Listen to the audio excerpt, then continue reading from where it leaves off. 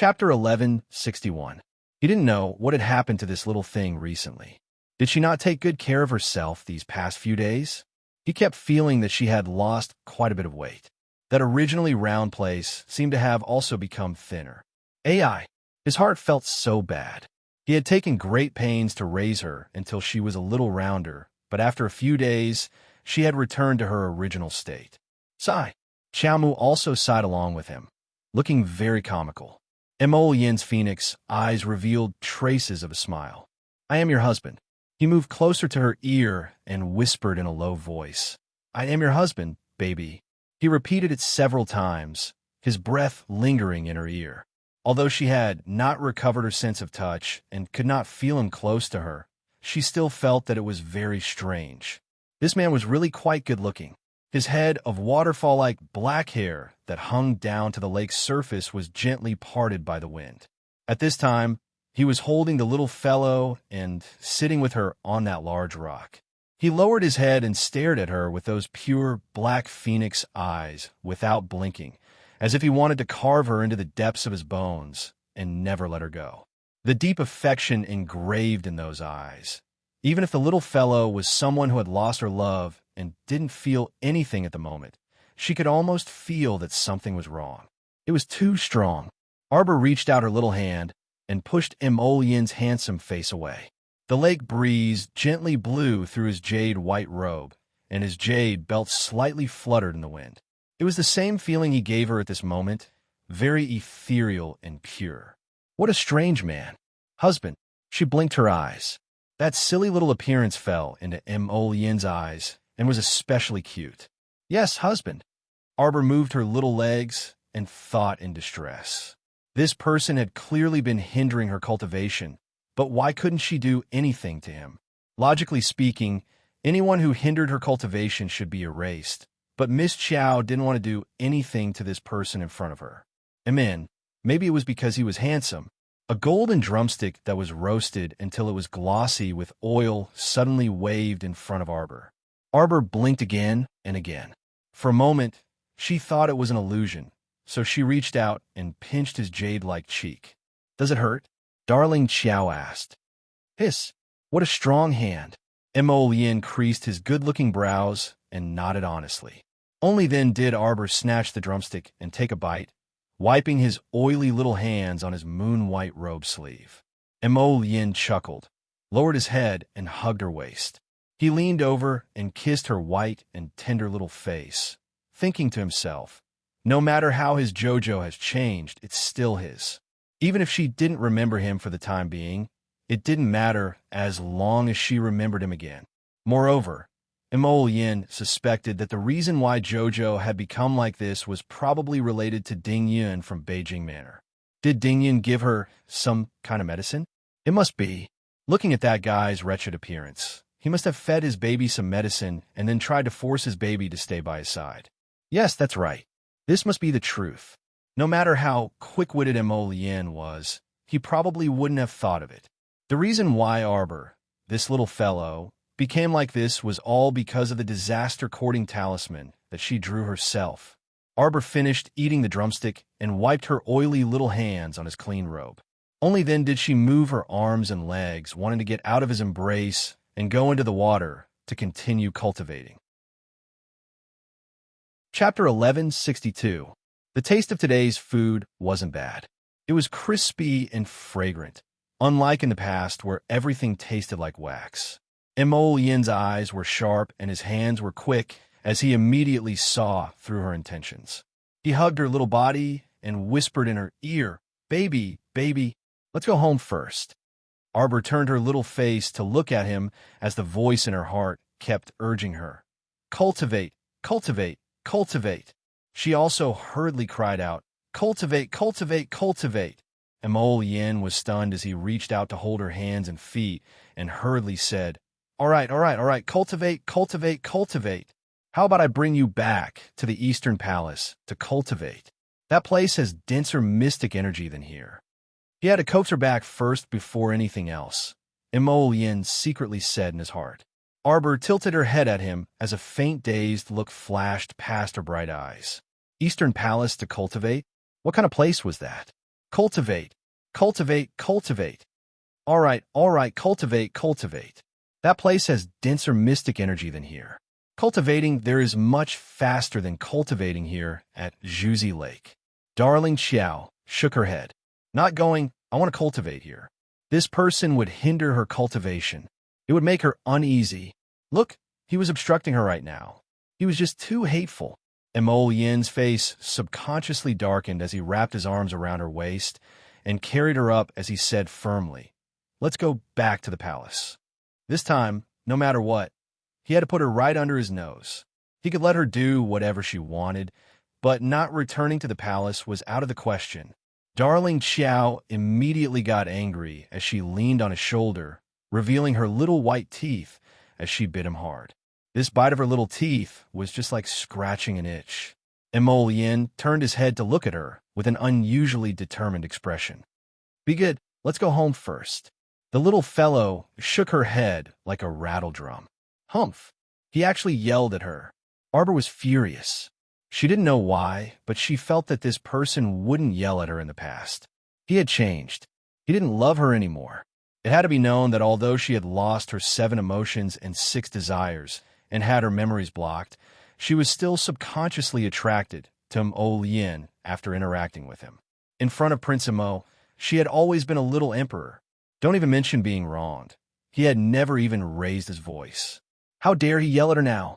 Darling Xiao was very unhappy. She struggled to land on the rock, turned around, and simply faced him with the back of her head.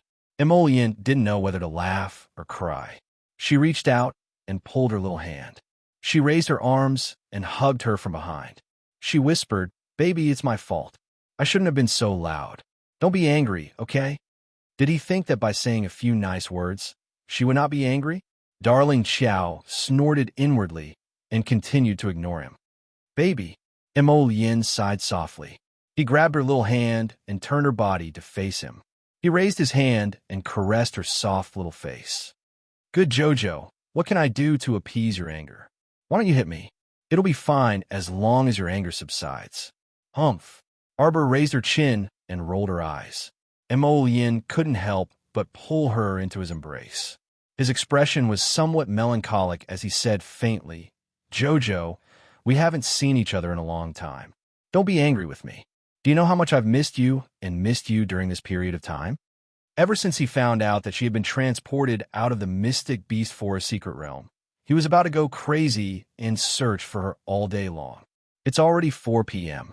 To be honest, I'm also rather dumbfounded. See you in a few hours. Chapter 1163. Now that he had finally found her, he would not let her go no matter what. Arbor's heart stirred slightly, but she still raised her head and looked at him with a serious expression. "Cultivate." Mo Yin nodded. Okay, we'll go back and cultivate now." After saying that, he did not give her a chance to object. While carrying her, Mo Yin's figure flashed towards the lakeshore. However, he thought to himself, his darling has turned into a cultivation maniac. What to do? It's so urgent. Cultivating every day. What should he do? What if on the day of the wedding, in the middle of the wedding ceremony, this baby suddenly told him to cultivate, cultivate, cultivate? How could he endure that? Mo Yin carried his little girl with a melancholy expression and mounted the horse. After leaving the vicinity of Zhuzi Lake, they headed towards the direction of the Forbidden Palace. After leaving the Honghai Temple, they arrived at the main street.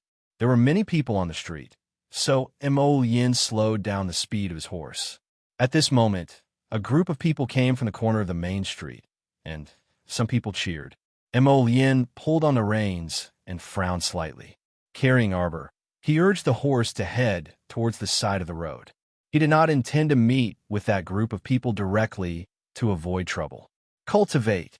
The little fellow tugged at his hair in dissatisfaction and muttered, "What a waste of time. She was in a hurry to cultivate now." Okay, cultivate. We'll go home and cultivate right away." Mo Yin smiled and rubbed her head helplessly. His gaze followed the crowd and looked forward. On the street, a group of soldiers with neat military attire were holding long spears and driving the people to the sides of the road, creating a large road in the middle. The soldiers' long spears formed a line, blocking the crowd of people who were watching the commotion. On each of their young faces, there was an expressionless coldness. The sound of horse hooves could be heard. The people looked over excitedly, their eyes shining with anticipation. They saw a handsome young man around 25 years old on a fine horse with a jet black mane slowly coming over. The man was abnormally tall and powerful. He carried a long spear on his back with his left hand and a horse's reins with his right hand. He wore a golden crown on his head and a pair of black boots with cloud patterns on his feet. On his angular face, there was a pair of stern eyes that were bright and full of expression. His tightly pursed lips did not reveal a trace of smile. Instantly, a small commotion broke out in the crowd. Heavens! The vassal prince of Anan! The vassal prince of Anan has returned to the capital. It's our invincible and victorious vassal prince of Anan. I heard that this time, the crown prince defeated the northern Shi kingdom and captured their princess and 2 princes. Ha! You've really raised the prestige of our great Emo kingdom. Look, those behind must be the Ding slaves of northern Shi. Smiles appeared on the faces of the commoners as they fell to their knees. Congratulations to the crown prince for his victory. The vassal prince of Anan, Cho Fu, was the first to arrive, accompanied by several valiant generals as he swaggered on his tall horse. Behind him were several hundred northern Shi Ding slaves in ragged clothes, their faces covered in grime, and their clothes were tied up with 2 to 3 ropes. Those Ding slaves, regardless of their age, gender, all had their right hands tied up with ropes. One by one, they formed a long line. The soldiers' whips chased after them from behind, shouting for them to hurry on their way. The young crown princess leaned into Mo Lian's embrace with her eyes wide open. Seeing an old grandfather stumble and fall to the ground, the soldiers' whips mercilessly lashed out. In just a few moments, that old man was covered in blood, and his cries and shouts filled the street. On the other hand, the commoners on both sides of the street watched with relish. Chapter 1164. At this moment, 2 riders arrived at lightning speed. The eldest young master of the state duke of Qing's estate, General of Public Might Shi Guangfeng, and a retainer cupped their fists toward the vassal prince of Anan, Cho Fu. General Hu Zhen. Feng has come to welcome the general's entourage under the great king's orders. Thank you for your trouble, General Shi. The vassal prince of Anan's stern expression remained unchanged as he nodded indifferently. Under the great king's orders, northern Shi kingdom's prisoners of war are to be temporarily escorted to the North Barracks prison and be under strict supervision. Vassal prince, please. Shi Guangfeng gestured as he inadvertently cast a glance in Prince Mo's direction. The vassal prince of Anan, Cho Fu, glanced at Shi Guangfeng indifferently and nodded before following him to the king's palace to meet the emperor. The young crown princess pointed at those prisoners of war in tattered clothes and looked up at Prince Mo, only to see him slightly narrowing his eyes as if he was pondering something. Husband? Prince Mo lowered his head to look at her and was secretly amused. He poked her small chin with his finger. What do you want to tell your husband? I don't like it. The young crown princess knitted her delicate brows in displeasure. Prince Mo was truly the person who understood his beloved wife the best in the world. Back then, when his darling was too lazy to speak a single word, he could instantly understand the baby's meaning through eye contact, not to mention now. The little fellow was saying that she didn't like those soldiers viciously bullying an old man who didn't have the strength to truss a chicken. Your husband also doesn't like it. Prince Mo immediately nodded and stood on his beloved wife's side without any moral integrity. Wait for your husband to return and understand the situation. Let's return to the palace first. Just as he was about to leave on his horse, he saw that the retainer that Shi Guangfeng brought along had a conflict with 2 high-ranking officers under the vassal prince of Anan's command. The retainer was called Shi Zhong, and he was an important subordinate of the general of public might, Shi Guangfeng. At this moment, Shi Zhong and the 2 high-ranking officers under the vassal prince of Anan's command were glaring at each other. If I say no, it means no. You can't take these 2 away. The vassal prince of Anand's subordinate, that middle-aged man with a wide mouth and nose, furiously said, "These two people aren't captives from the northern Shi kingdom. They're two mermen that our general captured and specially brought back to the capital. He planned to peel off their merman pearls and present them to his mother, Princess Anam. You can't take them away." The two mermaids were around 18 years old. They were wearing ragged white undergarments and had been hiding in the prison wagon, silently crying and trembling. "How can you prove that these two are mermen?" Shi Zhong said angrily. "I have been ordered by the great king to escort all prisoners of war to the north camp. Are you going to defy the order?" "Bullshit," the man with a wide mouth and nose cursed. "Do you not understand human language? I already said that these two women are not prisoners of war from northern Shi. The two of them were mermaids. This was because the sharp pearl would lose its effect in less than an hour after it left the body. Therefore, our heir apparent specially escorted the two of them back to the capital and took an hour to extract the mermaid pearl from their bodies. Do you understand or not, huh? Old Jia, if this person doesn't believe us, then let him see for himself." Another young general with a wretched expression suddenly laughed. He tapped the whip in his hand and lashed it towards the prison cart. Slap! The whip landed on the prison wagon, and the tip of the whip ripped open the cloth covering one of the mermaid's legs, revealing a fair calf. "Don't worry. You may see it as a leg now, but it will be a fishtail later. That retainer still wanted to lash the whip over, but his eyes revealed a somewhat vulgar glint.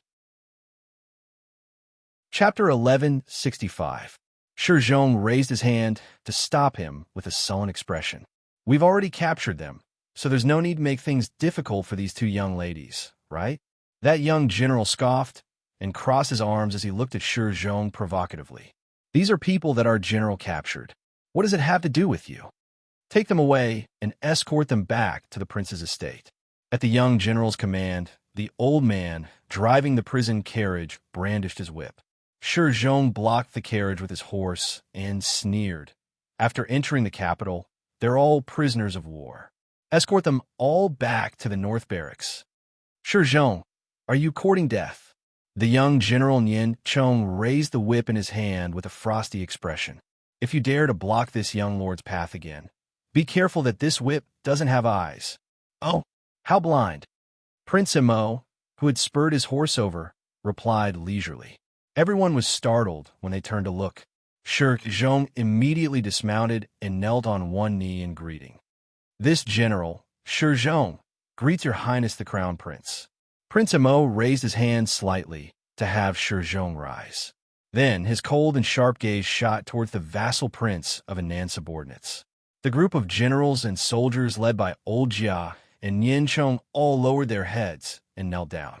However, Nian Chong's shifty gaze roved over Arbor's face, and a trace of amazement flitted across his eyes. Arbor tugged on the crown prince's hair and struggled to get him to let go. Then, she leaped onto the ground and quickly ran towards the prison carriage. Emolien helplessly glanced at his little wife. He raised his hand and released a burst of mystic energy, chopping off the copper lock on the prison carriage. The prison door opened, and Arbor extended her small hand. Everyone turned to look at her, thinking that she was going to help the two pitiful young ladies out of the prison carriage. However, that was actually the case. Slap! Arbor slapped one of the young ladies' head and reprimanded her, as if she was scolding a child. "What are you crying for? All of you, shut up. Everyone. Useless things, getting angry at the sight of them. Why were this group of mermen always so weak? Every day, they would be captured by people. Every day, there would be people who wanted to kill them or cut them open to take their pearls and beautify them. All day long. Could it be that she had seen captured mermen before? Something flashed in Arbor's mind, but it was so fast that she couldn't catch it. Those sealed memories were like a fleeting view. Every time she wanted to take a closer look, there was nothing left. What a strange feeling. The little fellow blinked his eyes. Seeing the two girls hugging their heads and sobbing inside the prison carriage, he couldn't help but go up and slap the other girl's head. He shouted rudely, "Come down by yourself." Emolien's lips twitched. Although his Bao couldn't remember anything for the time being, Her violent nature hadn't changed at all. The two mermaids shivered and hugged their heads as they walked down from the prison cart. Their frightened eyes kept moving back and forth on Arbor's body. With a shake of his hand, Arbor took out 2 coats from his inner world and threw them to the 2 of them.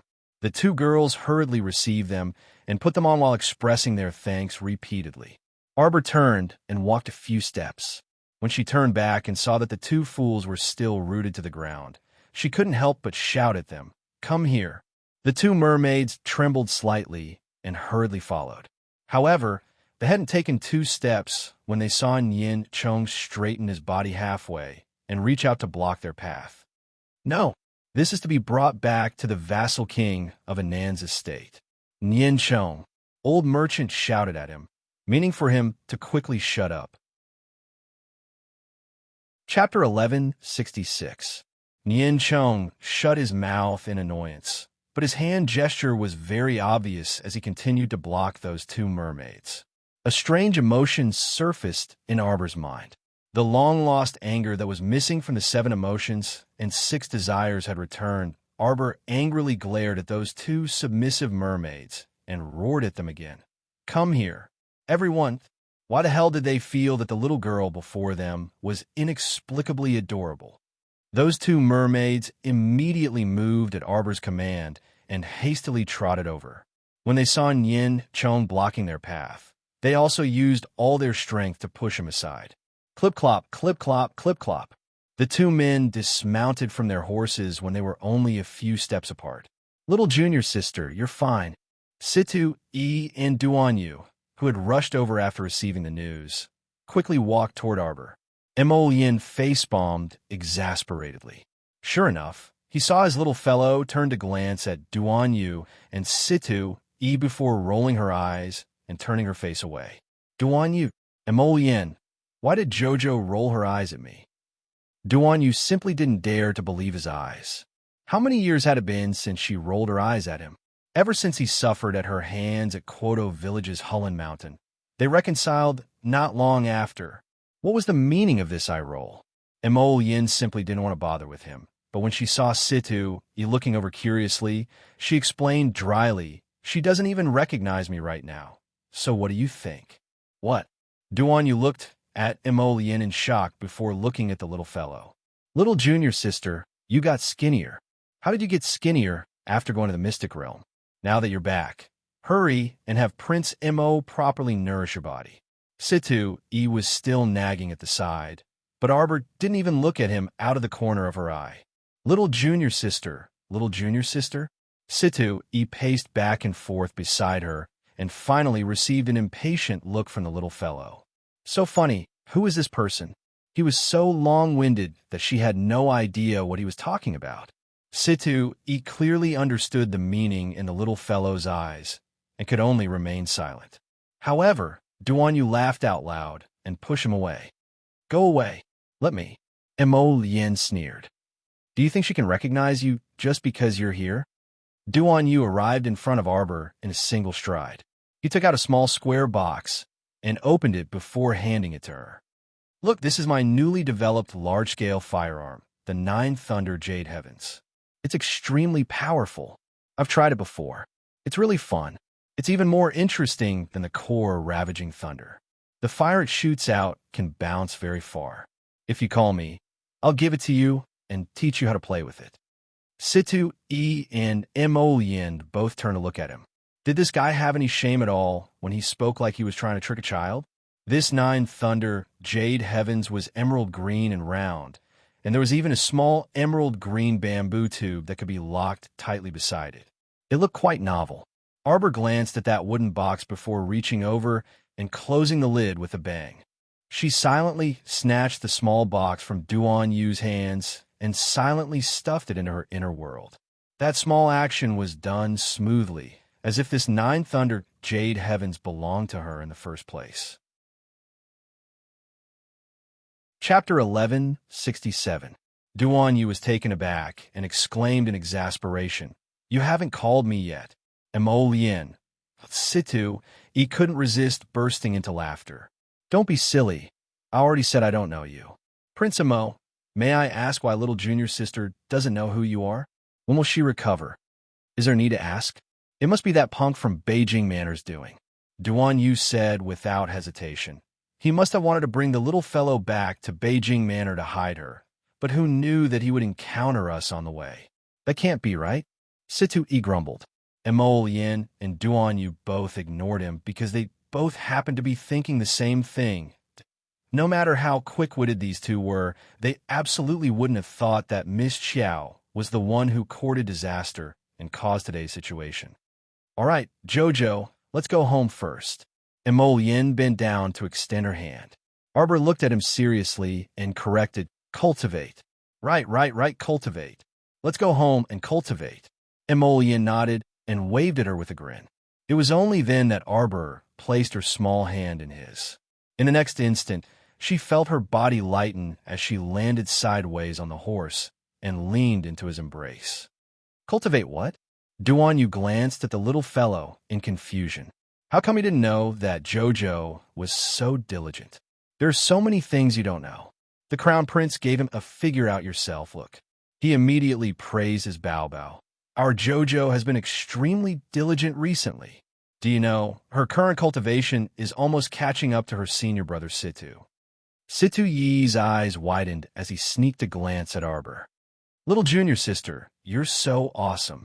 Darling Xiao understood the word awesome and gave Situ Yi a look as she nodded. Situ Yi then chuckled and pointed at Arbor. Look, little junior sister is paying attention to me. What a clown. Mo Yin and Duan Yu both rolled their eyes at him. Prepare 2 horses for the 2 of them. Mo Yin turned to Shi Zhong and ordered. Shi Zhong immediately cupped his fists and agreed. He ordered 2 of his subordinates to dismount and lead the horses to the 2 mermaids. The 2 mermaids hurriedly got on their horses and held the reins tightly. They stole a glance at Arbor. What are you looking at? Keep up. Arbor yelled at the 2 of them. He wanted to get angry whenever he saw them. Weakling. The 2 women's bodies trembled slightly, but they quickly and obediently followed after him. Seeing this, Nian Chong hurriedly stood up and said, Please wait. Nian Chong. Old merchant pulled him back, but he couldn't stop his impulsive temper. Pa! A green vine whip abruptly darted out from Xiao Mu's sleeve and lashed at Nian Chong's shoulder without any room for objection. This sudden change caused everyone to raise their heads in shock. Their gazes changed slightly as they looked at her. How dare you? Arbor rebuked angrily, her face icy. The Crown Princess will accept these 2 women. Do you have any objections? Mo Yin's indifferent gaze swept across everyone present. The vassal prince of Anan's soldiers all lowered their heads under this intimidating pressure. None of them dared to object. Crown Princess? She was that vicious and merciless Crown Princess? A furious glint flitted across Nian Chong's eyes as he recalled what Princess Anam had once mentioned to him. His elder brother, Nian Kuei, seemed to have died tragically at the hands of this Crown Princess. Chapter 1168. This person's methods were extremely vicious. Just because Commandery Princess Hui and had a small conflict with her, she was willing to destroy a wisp of her brother's soul in order to murder Commandery Princess Hui, and causing the explosion to affect Commandery Princess Huiyan. Nian Chong clutched the wound on his shoulder with one hand and braced himself to put on a righteous expression. Of course, the Crown Princess can have these 2 mermaids if she wants them. However, is it possible for Crown Prince Consort to promise this general that if this general takes out 2 shark pearls, please gift one to the vassal King Consort of Anan so that our vassal prince can express filial piety to his mother? When the 2 mermaids heard this, they immediately looked at Arbor in horror. Could it be that the 2 of them escaped from the wolf's den and fell into the tiger's den again? Arbor glowered at Nian Chong, her almond-shaped eyes practically spitting fire. She was very angry, but she did not know why. Suddenly, a vine whip lashed out at that person's mouth. Nian Chong's pupils contracted upon seeing this, and he reflexively dodged to the side, avoiding that vine whip. But then another vine whip swiftly landed on his arm, shattering the wrist guard on his arm in an instant. A glaring whip mark appeared on his tanned arm. It was so deep that bone could be seen and blood spurted out. Old merchant and the others all sucked in a cold breath. They were apprehensive about the little crown princess's ruthless methods and her frightening cultivation. "Hubby, kill him!" The young crown prince consort suddenly turned her small face around and shouted at Mo Lien in a huff. She had only lost some of her common sense due to her memories being blocked, but she was not truly stupid. It was clear at a glance who was showing her kindness and who was showing her malice. Duan Yu's mouth twitched, and he glared at Mo Lien beside him in displeasure. "You told her that you are her hubby. Is it not so?" Mo Lien cast him a glance before reaching out his large palm to rub the young crown prince consort's head soothingly. "Okay, let's kill him." He knew her too well and knew why she was angry. Nianchong was really bold. He actually dared to use words against his little wife. His words were indirectly telling others that the reason the crown princess had saved the two mermaids was to take the mermaid pearls from their bodies. This was simply slander. Arbor was naturally angry. She didn't want the shark pearl. How could something like that be beautifying? If she wanted to beautify her looks, she could just eat the beautifying pills. She could make a big pot of them herself. Why would she need the shark pearls? The crown prince waved his hand, and a few nimble figures suddenly appeared beside Nianchong, pressing him down onto the ground. Nianchong cried out in pain. Only now did he reveal some fear in his heart. Nianchong, old merchant, and the rest looked over in shock. They hurriedly knelt a few steps forward and cupped their fists at Prince Mo, begging for mercy. "Your Highness, please calm down. Nianchong is just a little impulsive. He doesn't disrespect the crown princess." "Oh, he doesn't have disrespect?" Emolian glanced at Nianchong coldly. But why did this crown prince hear dissatisfaction and reprimand in his words? Nianchong struggled hard and shouted, "Your Highness is wise. This general doesn't have such intentions. This general has followed the Lord Vassal Prince for many years and has fought all over the country. Not long ago, we even won a complete victory against Northern Qi. This general is loyal to the great king with a pure heart. The sun and moon can testify to this general's loyalty, and only the heavens can testify." Chapter 1169. This punk was reminding him that he had just returned to the capital after a victorious battle with the vassal prince of Anan. If he killed them on the streets, it would chill the soldiers' morale and might even cause the people's dissatisfaction. Mo Yin curled her lips and suddenly smiled. Although she had a smile on her face, her eyes flickered with an abnormally icy glint. "Let this monarch tell you something." Mo Yin's eyes flickered, and she sneered, "If this monarch wants you to die today, then you definitely won't be able to see tomorrow's sun." Raising his eyelids slightly, he nodded at the two secret guards in acknowledgement. The latter's sword suddenly slid across Nianchong's neck so quickly that he didn't have any room to maneuver. His body slid heavily to the ground, and his eyes were wide open as he died with remaining grievances. On the side, Old Merchant and the others also felt a bone-chilling coldness rising from the soles of their feet. They didn't even dare to breathe loudly and could only sneak glances at the crown prince. The tens of millions of people on the streets all slowed their breathing and knelt there with their heads bowed, not even daring to look up. When His Highness the Crown Prince raged, corpses truly littered the ground. No one dared to face His Highness's wrath directly. "Go, investigate this person's evil deeds and publicize it in the central plaza so that everyone knows," the Crown Prince ordered indifferently. "Yes, summon Censor Li and Censor Chun for this monarch. This monarch wants to submit a memorial to the great king and report the vassal prince of Anan for not managing his troops well." Everyone, as expected, the Crown Prince the Great was a vengeful person. The vassal prince of Anan had just returned to the capital, so he probably hadn't even warmed up his seat at the great king's and was about to be reported by His Highness the Crown Prince. Duan Yu almost laughed out loud and turned his horse around. "I didn't come here in vain today." He watched a pretty good show. Prince Mo glanced at Shi Zhong again. "What are you spacing out for? Take these northern Qi prisoners of war to the north camp." If anyone dares to obstruct us, this monarch permits you to kill them.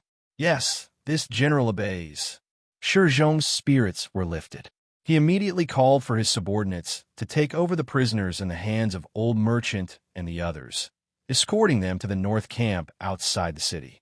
Let's return to the palace.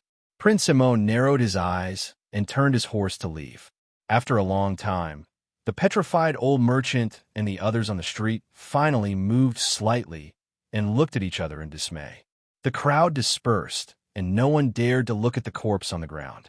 Although the vassal prince of Anan was quite formidable after coming back victorious, his subordinates couldn't be so rude and contradicting in front of His Highness the Crown Prince. To be executed by His Highness in a fit of anger, he could only blame his bad luck. Their Crown Prince was no ordinary person. Not to mention a mere vassal prince of Anan. Perhaps even the venerable vassal king of Anan wouldn't dare to be so impudent in front of Her Highness. After the Crown Prince carried Arbor back to the palace, he first sent a message to the Qiao family to explain the situation and appease them. Then, he had someone bring Xiao Yao over to serve her. However, once the little girl arrived at this unfamiliar place, she looked left and right to find a cultivation spot. After searching for a long time, she glared at the Crown Prince accusingly. Okay, we'll go cultivate in a bit. Let's eat first. You'll only have the strength to properly cultivate after eating. My Jojo, you've lost so much weight from hunger. If I knew earlier, I wouldn't have let you go to the Mystic Beast Forest Mystic Realm to train in that damn place. Chapter 1170. Arbor glanced at him from the corner of her eyes. Husband, Emol Yin was overjoyed.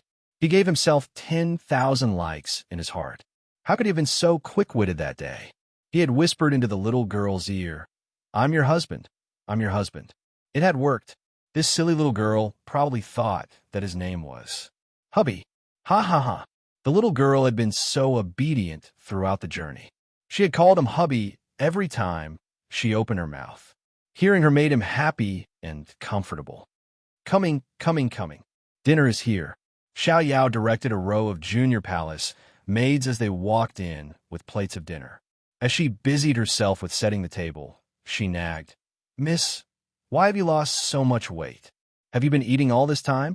Arbor naturally ignored her. Her eyes were glued to the plates of food that were being brought in. Tap, tap, tap. The little girl strode towards the table. Her fair and tender little hand reached out toward a crispy roasted goose leg. Xiao Yao. Emol Yin gave her a look. Xiao Yao understood and turned around. She said to the junior palace maids, You can leave first. Yes. Xiao Yao turned around again and saw her little master gnawing on a roasted goose leg. She couldn't help but wipe the corners of her eyes. How long has my miss been hungry? She didn't even bother to pick up her chopsticks. She was so hungry that she just grabbed it with her bare hands. How pitiful. Arbor took 2 bites. Her eyes glanced at the braised pork shoulder on the plate next to her. Her little hand stealthily reached for it again. Emol Yin went forward and took her little hand. Let's wash our hands first. As he spoke, he took the greasy roasted goose leg from her hand and pulled her to wash her hands. When they came back from washing, Arbor grunted at him.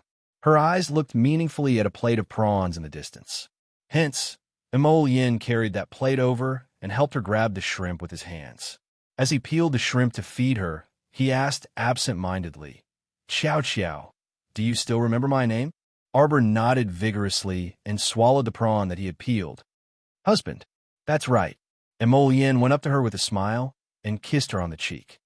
Don't forget about it in the future. Arbor nodded obediently. Xiao Yao, who was watching from the side, rolled her eyes speechlessly. His Highness was too black-bellied, bullying their family's young miss for being so dim-witted. Previously, His Highness had only told her that Miss had been harmed by Ding Yun from Beijing Manor. Now that she had returned, she had forgotten a lot of things from the past. Looking at it now, it was true. Your Highness, do you need chopsticks? Xiao Yao handed over a pair of silver chopsticks and asked with a light cough. I don't want it. Our Jojo likes to eat with her hands. I'll accompany her. Emol Yin waved his hand nonchalantly and caught a fish for her in passing, which she had been staring at the entire time. Xiao Yao was speechless. No, she had to keep a lookout outside. If Her Majesty the Queen came and saw this, she would be furious. Her son, such an outstanding and perfect son, was going crazy with his wife all day long. "Jojo, is it good?" Emo Yin saw that she was eating happily and couldn't help but feel happy. Xiaomu nodded and wiped her small hand on his sleeve while she was at it. Crown Prince Emo pursed his lips and said, "You wiped me all over with oil, so you have to bathe together with me in a bit." "Let's bathe together. Okay, Jojo. Chapter 1171. Emolian blinked as she smiled at the little fellow. Xiaomu glanced at him and nodded her small head in confusion. His silly look was truly too amusing. Emolian hugged her and lowered his head, burying his face in her hair. His body trembled as he chuckled softly. When Hui Feng, who was crouching on a roof, saw this, he involuntarily rolled his eyes and thought, "Your Highness, quickly pick up your moral integrity. Jojo is too oily. Don't wipe it on my face." Emolian helplessly pulled down her small hand and wiped the little fellow's face with a brocade handkerchief. Suddenly, they heard Xiao Yao's earth-shattering voice outside the door. "Her Majesty the Queen has arrived. Commandery Princess Ian has also come." Xiao 11Z, who was standing next to the door, was nearly intimidated by Xiao Yao's loud voice. The Queen had been supported by Green Mammy all the way here. When she heard this, she paused and looked suspiciously at Xiao Yao, who was shouting at the top of her lungs. "Your master is inside, so why are you standing outside the door? Are you on the lookout?" Xiao Yao really wanted to slap herself. Why did she say that for no reason? She had to be on the lookout in case Her Majesty the Queen came. She really freaking came this time. The crisp sound of a plate clattering came from inside.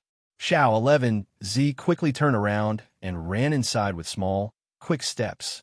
He hastily curtsied and shouted, "Oh no, Your Highness, Her Majesty the Queen has come.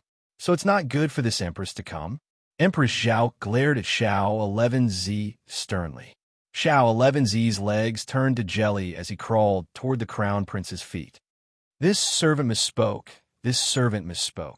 1 minute ago, when His Highness the Crown Prince, who was fooling around with his wife, heard Xiao Yao shout, his hand trembled, and the prawn he was about to stuff into the little fellow's mouth almost fell to the ground. Darling Xiao hurriedly stuck out her small tongue and bit the prawn into her mouth. She chewed twice and swallowed it. The Crown Prince hurriedly took the handkerchief and hurriedly wiped his little wife's mouth and hands. Within a minute, he tidied himself up slightly and pulled his wife up. Queen Zhao crossed the tall threshold of the Eastern Palace's bedchamber in a short while and led a group of palace maids and nannies inside. At a glance, he saw his son greeting him with a grin. "Mother, why are you here?" Empress Zhao frowned slightly and glanced at her son. "Muhu heard that your little crown princess was found, so I came to see her." Emolian hurriedly pulled her hand behind her back and tugged at little Blockhead's little hand. Arbor walked to his side in a daze and glanced at the group of women in front of him in confusion. She glanced over and felt that all the palace maids looked the same. Ian was standing at the front of the row of royal maids beside Empress Zhao, retreating half a step to show her respect. Xiao Qiao, that child, also regarded Ian as a royal maid, and her gaze brushed past her face. On the other hand, Ian seized the opportunity to scrutinize her. With this look, a faint melancholy surfaced in her heart. This little crown princess in front of her looked a bit younger, but her looks were exceptionally refined. She couldn't compare to her. She couldn't compare at all. "Jojo, this is Mother Queen. Her name is Mother Queen, so call her Mother Queen." The Crown Prince poked fun at his wife in a small voice. As a result, our dear Arbor stiffly called out to Empress Zhao, "Mother Queen." "Empress Zhao, MHM." Empress Zhao responded. Chapter 1172. Although this little fellow's tone was stiff, she had at least called her royal mother. Compared to that aloof, "Your Majesty the Queen," with a stoic face, she was a bit more pleasing to the eye now. Xiao Yao, who was standing on the side like a candle, quickly lowered her head, her shoulders trembling slightly. Yin turned his handsome face and winked at his wifey with a smile. Many thanks for Royal Mother's concern. Jojo is doing quite well. Due to her long seclusion in the Mystic Beast Forest secret realm, she still needs to recuperate after coming back. After a few days, when her body is better, this son will bring Jojo to visit Grandmother and Royal Mother. Empress Zhao nodded upon hearing this. On the side, Ian commented with a smile, I heard that Miss Xiao's party came out of the Mystic Beast Forest secret realm early this time. I wonder what happened.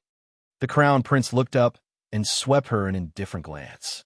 Upon seeing this, Ian's heart sank slightly, but she still maintained a smile as she gazed at the Crown Prince and Crown Princess. Did Ian say something wrong? The Crown Princess's title was personally conferred by Royal Father. Are you dissatisfied with Royal Father's decree by calling her Miss Xiao? Prince Imo asked with a smirk as he raised his eyebrows. Anne was startled, and she hastily knelt down to apologize.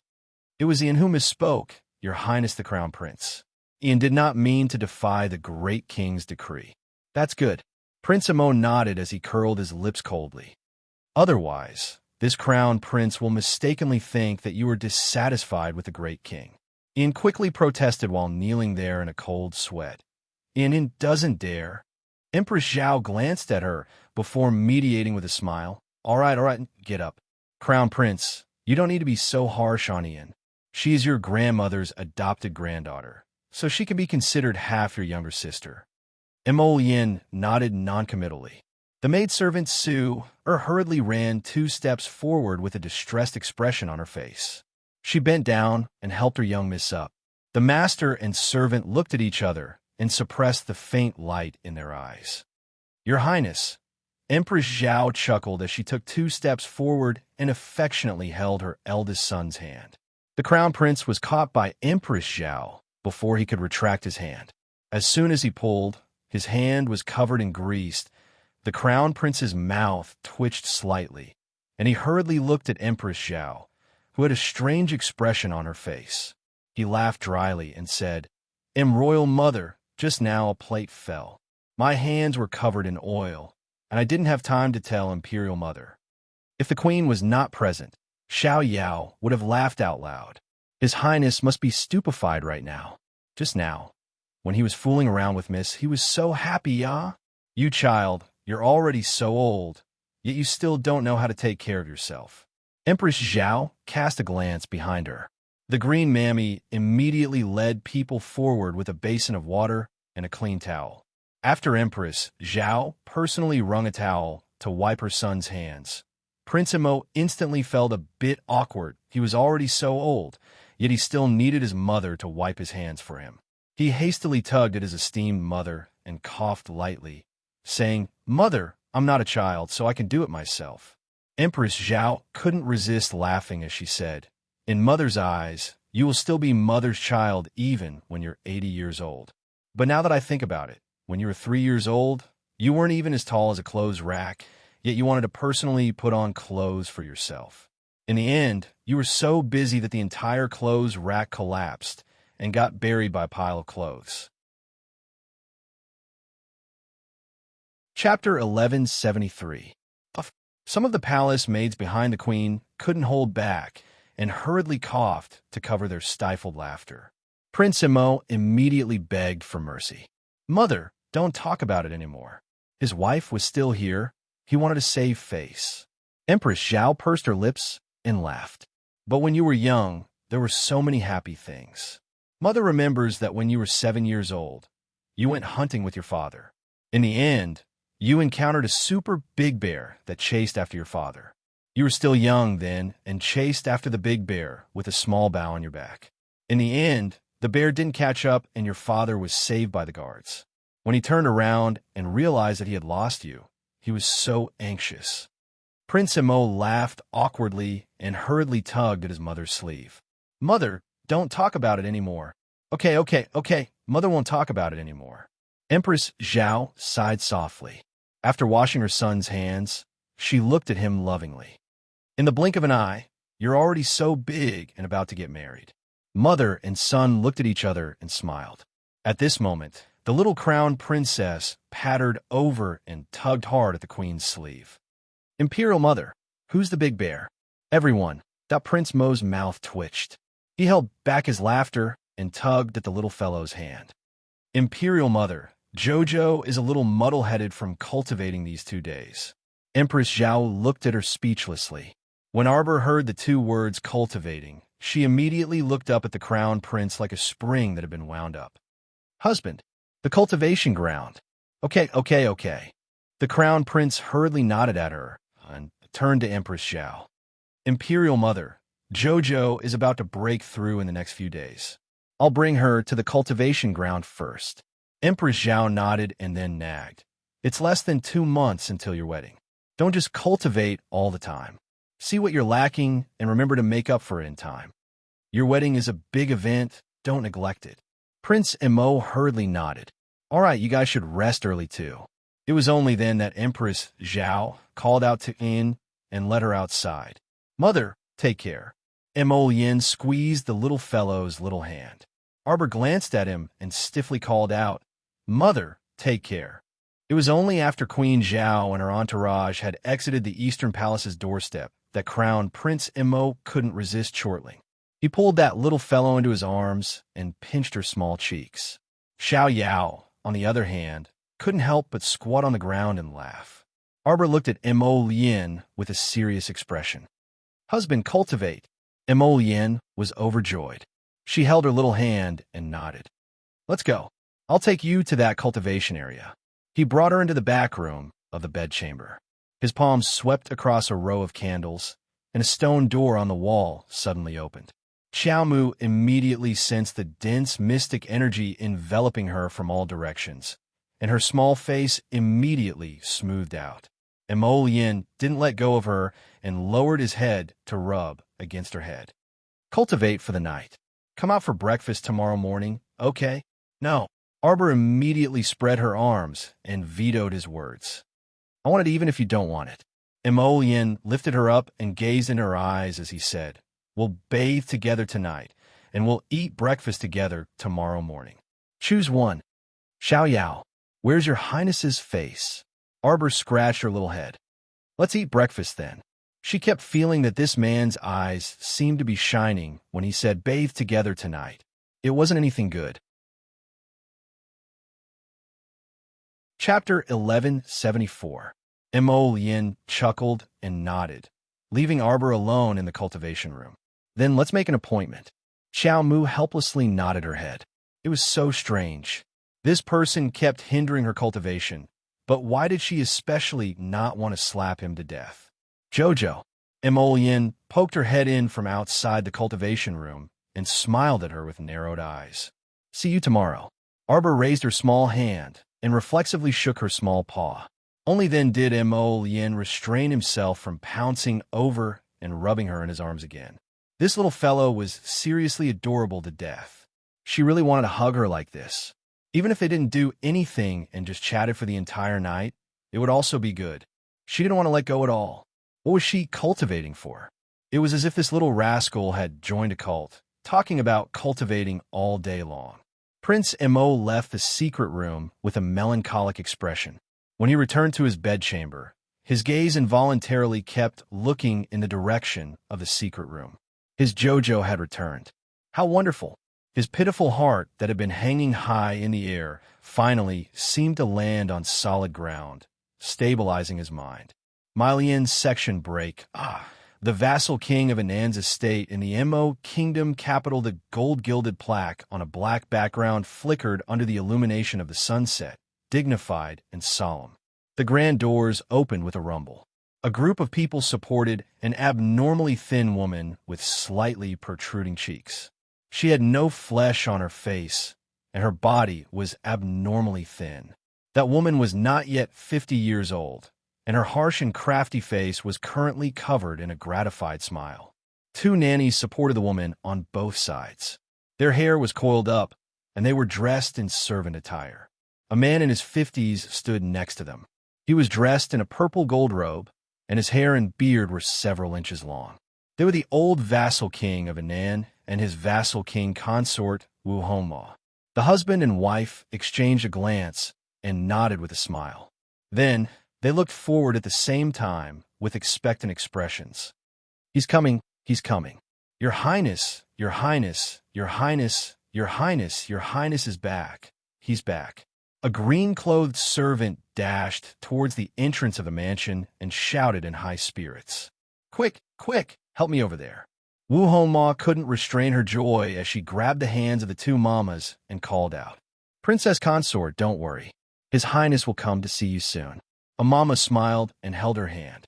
Under everyone's expectant gazes, the three fast horses galloped from afar to near at full speed. A black figure in the middle lightly dismounted from his horse and tossed the spear in his hand to the soldier behind him. The vassal prince of Nan, Cho Fu, hurried forward and prostrated himself in front of the old vassal king of Anan and the vassal king consort with a tall and straight posture.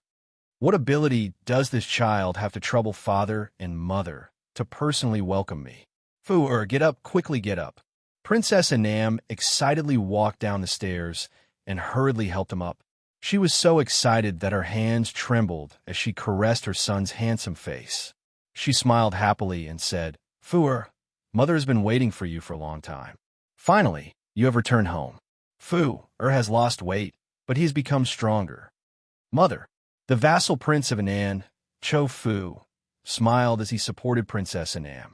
Then, he turned to look at the smiling vassal king of Anan. "Fu greets father. It's good that you're back. It's good that you're back."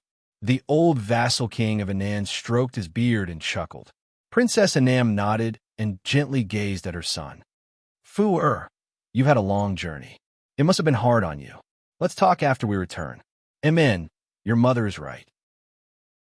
"Fu, let's return home first. We cooked many of your favorite dishes to welcome you back. Come in." The vassal king of Anan stroked his beard and chuckled. Chapter 1175. Thank you, father. Thank you, mother. Cho Fu nodded and supported his mother, Princess Anam, into the estate. The whole family had a harmonious reunion dinner. The father and son pair never mentioned to Princess Anam that the crown prince had lodged a complaint against the vassal prince of Nan. Princess Anam drank 2 more cups because of her son's return, and the alcohol got to her head, so she had someone help her back to her room first. "Fu, what do you plan to do about that matter?" After seeing his old wife leave, the vassal prince of Anan withdrew his smile and looked at his son worriedly. "Don't worry, father. I've already discussed this matter with Mr. Liu and have a preliminary countermeasure." "That's good." The vassal prince of Anan shook his head and sighed. "I understand the great king very well. He's easily swayed. The matter of your lax management of the army isn't a big deal, but if the great king hears 3 or more people mentioning your mistake, he'll definitely have an opinion of you. This matter might not be resolved peacefully. After all, those imperial censors were like mad dogs that had bitten his son and might not let go easily. Moreover, His Highness the Crown Prince stood behind these imperial censors. Don't worry, father. This son knows what to do." The vassal prince of Anan nodded solemnly and raised his cup to pat his shoulder with a smile. "Even if the great king temporarily wants you to hand over the stalwart tiger troops commander Tally, don't refuse and just give it to him. If you're idle at home, you can also accompany your mother more. This son understands." Cho Fu lowered his head, but a faint trace of unwillingness flitted across his eyes. He had roped in a stalwart tiger troop with great difficulty, so how could he just give them away like this? Night, in the vassal prince of Anan's courtyard. Slap!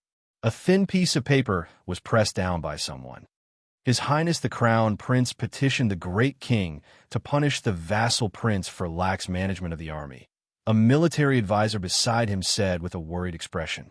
In less than an hour, that person had already listed out more than a dozen of Nianchang's crimes and posted them in the central square, announcing them to the public.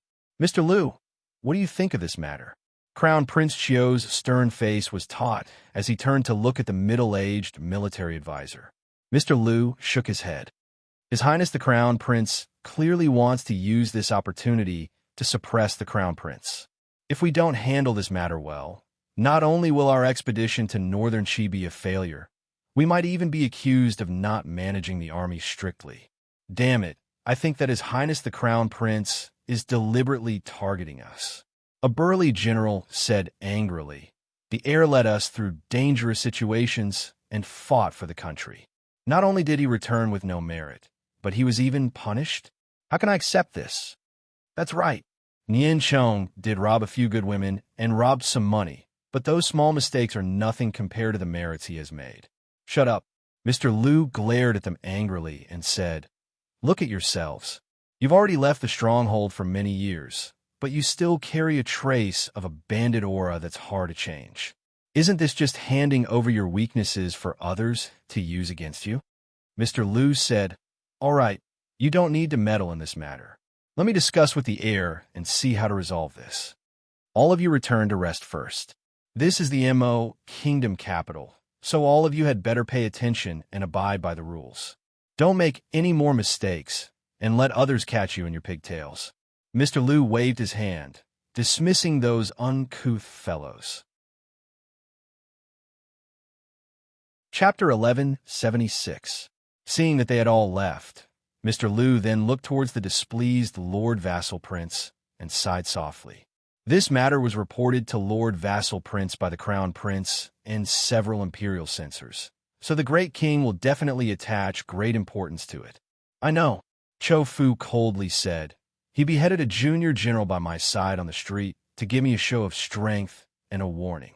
He wants to tell me that as long as he wants to, there's no one he can't behead. The Vassal Prince of Anan sneered. The Crown Prince is powerful, so it's inappropriate for us to directly clash with him. Mr. Liu sighed and said, I hope Lord Vassal Prince will think thrice before doing anything. Cho Fu nodded. I will have to trouble Mr. Liu to think of a strategy for this matter. Mr. Liu nodded. Let me go back and think for a night before informing Lord Vassal Prince tomorrow. Suddenly hearing his mother's voice from outside the door, Cho Fu waved his hand to dismiss Mr. Liu. Princess Anam Wu Hongma personally walked in with a bowl of ginseng soup and handed it to her son. She looked at him with heartache and said, Fu-er, you've lost a lot of weight. The campaign must have been very tiring. It wasn't tiring, mother. Cho Fu pulled his mother to sit down and looked at her seriously. I've already heard about younger sister's matter, but I haven't figured out the specifics. Can mother tell me the details? At the mention of Huyen, Princess Anam couldn't help but burst into tears. She grabbed her son's hand and sobbed. Fu-er, you have to avenge your younger sister. Your younger sister truly died too tragically. Wu Hongma gnashed her teeth at the mention of Huyen. It's all that crown princess's fault. It was that slut who harmed my daughter. Thus, she carefully recounted the entire incident to Cho Fu from beginning to end. When she reached the part where the crown princess didn't hesitate to crush Nian Kuei's soul in order to kill Hui, and Wu Hongma burst into tears again. That slut wouldn't even let off your disfigured younger sister. When we met in Xixia Valley, she actually despicably injured your younger sister again during the competition. She used some kind of witchcraft to bewitch His Highness the Crown Prince and actually instigated His Highness to burn your heavily injured younger sister to death. Ah, my Huyen, my poor daughter. You're going to die so miserably. I want to avenge your sister. I want to poison that damn crown princess. I want to poison her to death. Who would have thought that she was a person who was proficient in medicine? Not only did she see through me, she even arrested your cousin Xiaosu and locked her up in prison for a whole month. Thinking of this, Wu Hongma couldn't help but feel sad. She cried for a while. Your cousin was finally released from prison 2 days ago. But is she still human? You didn't see it. Your cousin is so skinny. She's so pitiful. I really don't have the face to face your uncle anymore. I'm the one who harmed Xiaosu. It's me. Mother. Cho Fu reached out to hold his mother's shoulder and hurriedly comforted her. Don't be sad. I'll find a way to resolve this matter. A cold glint flitted across Cho Fu's eyes. Although I didn't see that crown princess today, I did experience her vicious methods. According to my subordinates' replies, if it weren't for the fact that the crown princess wholeheartedly wanted to kill Nian Chong, the crown prince probably wouldn't have made a move against Nian Chong. He also wouldn't have thought of taking advantage of the situation to accuse me. I said that she's a demoness who brings disaster to the country and the people. His Highness the Crown Prince was captivated by her beauty, Wu Hongma fiercely said. Chapter 1177. Chiu Fu's eyes flashed. This vixen. Don't be fooled by her young age. She's a complete seductress. She's very despicable. A demoness? A cold glint flashed past. Demonesses should be dealt with as soon as possible to avoid bringing disaster to the human world. Fu-er. Vassal King Consort Wu put away her sorrowful mood and wiped her reddened eyes before smiling at Chiu Fu. Speaking of which, you are already 25 years old this year. Mom has chosen several young ladies for you, planning to hold a flower-admiring banquet and invite them over. At that time, you can take a look and tell Mom if you fancy any of them. No need, Mom. Chiu Fu shook his head dryly. This son already has a vassal prince consort candidate in mind. Oh, Princess Anam was taken aback before asking with a smile, which family's young lady caught my proud son's fancy. It's Commandery Princess Ian Mother. What? That Jinx? Princess Anam's expression changed, and she quickly shook her head in denial. No, you cannot marry that Jinx who has lost both her parents. Perhaps she will bring disaster to our vassal king of Anan's estate. Her fate is too tenacious. You cannot marry her. Besides, she doesn't have any family background, so she is of no help to you. That Marquis of Suan's estate is managed by her aunt, so it has nothing to do with her. Mother, as long as the Queen Dowager stands behind her, what does a mere Marquis of Suan's estate amount to? Wu Hongma sighed and said with a nod, that's true. The Queen Dowager does like her a lot, but unfortunately, her fate is still too tenacious. What will we do if she jinxes Mom and your father in the future? Mother, if you're still worried, you could go find Hong Hai Temple's Abbot Kong Wei after she marries in and ask for several Buddhist seals to suppress her. Mother, it seems that no noble daughter is as honorable as her. Chiu Fu's eyes turned as he said, the one this son is marrying should naturally be the best in this world.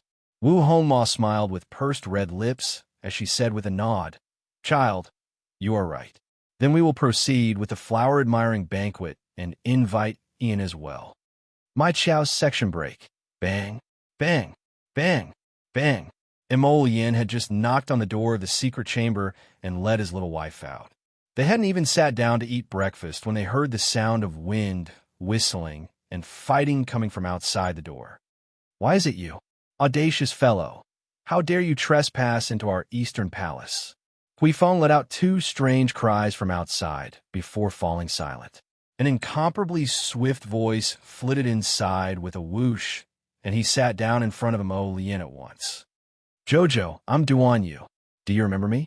Duan Yu pointed at himself with one hand and propped up his chin with the other as he gazed at Arbor's expressionless face. Arbor was gnawing on a pancake when a few more sounds of fighting came from outside. Prince Amo raised his eyebrows with a half-smile, only to see Situ Yi's figure flash as he also ran in. Good morning, little junior sister. Senior brother, I haven't eaten breakfast yet. Just in time, let's eat together. Mo Lien chuckled as he looked at these two fellows who had come uninvited. You two have trespassed into this prince's eastern palace.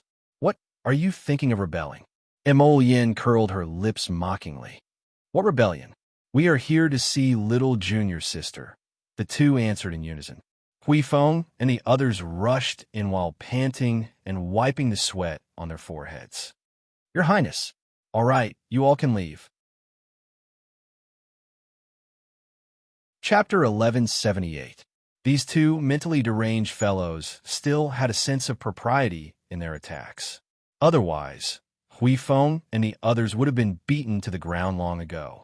Huifeng harumphed and cupped his hands before quickly retreating with his men. Hubby, cultivate. Arbor sternly gazed at this man, who dug her out of her cultivation ground early in the morning. So annoying. He kept hindering her from cultivating, and she couldn't hit him. If she bit him, it would be a bit uncomfortable.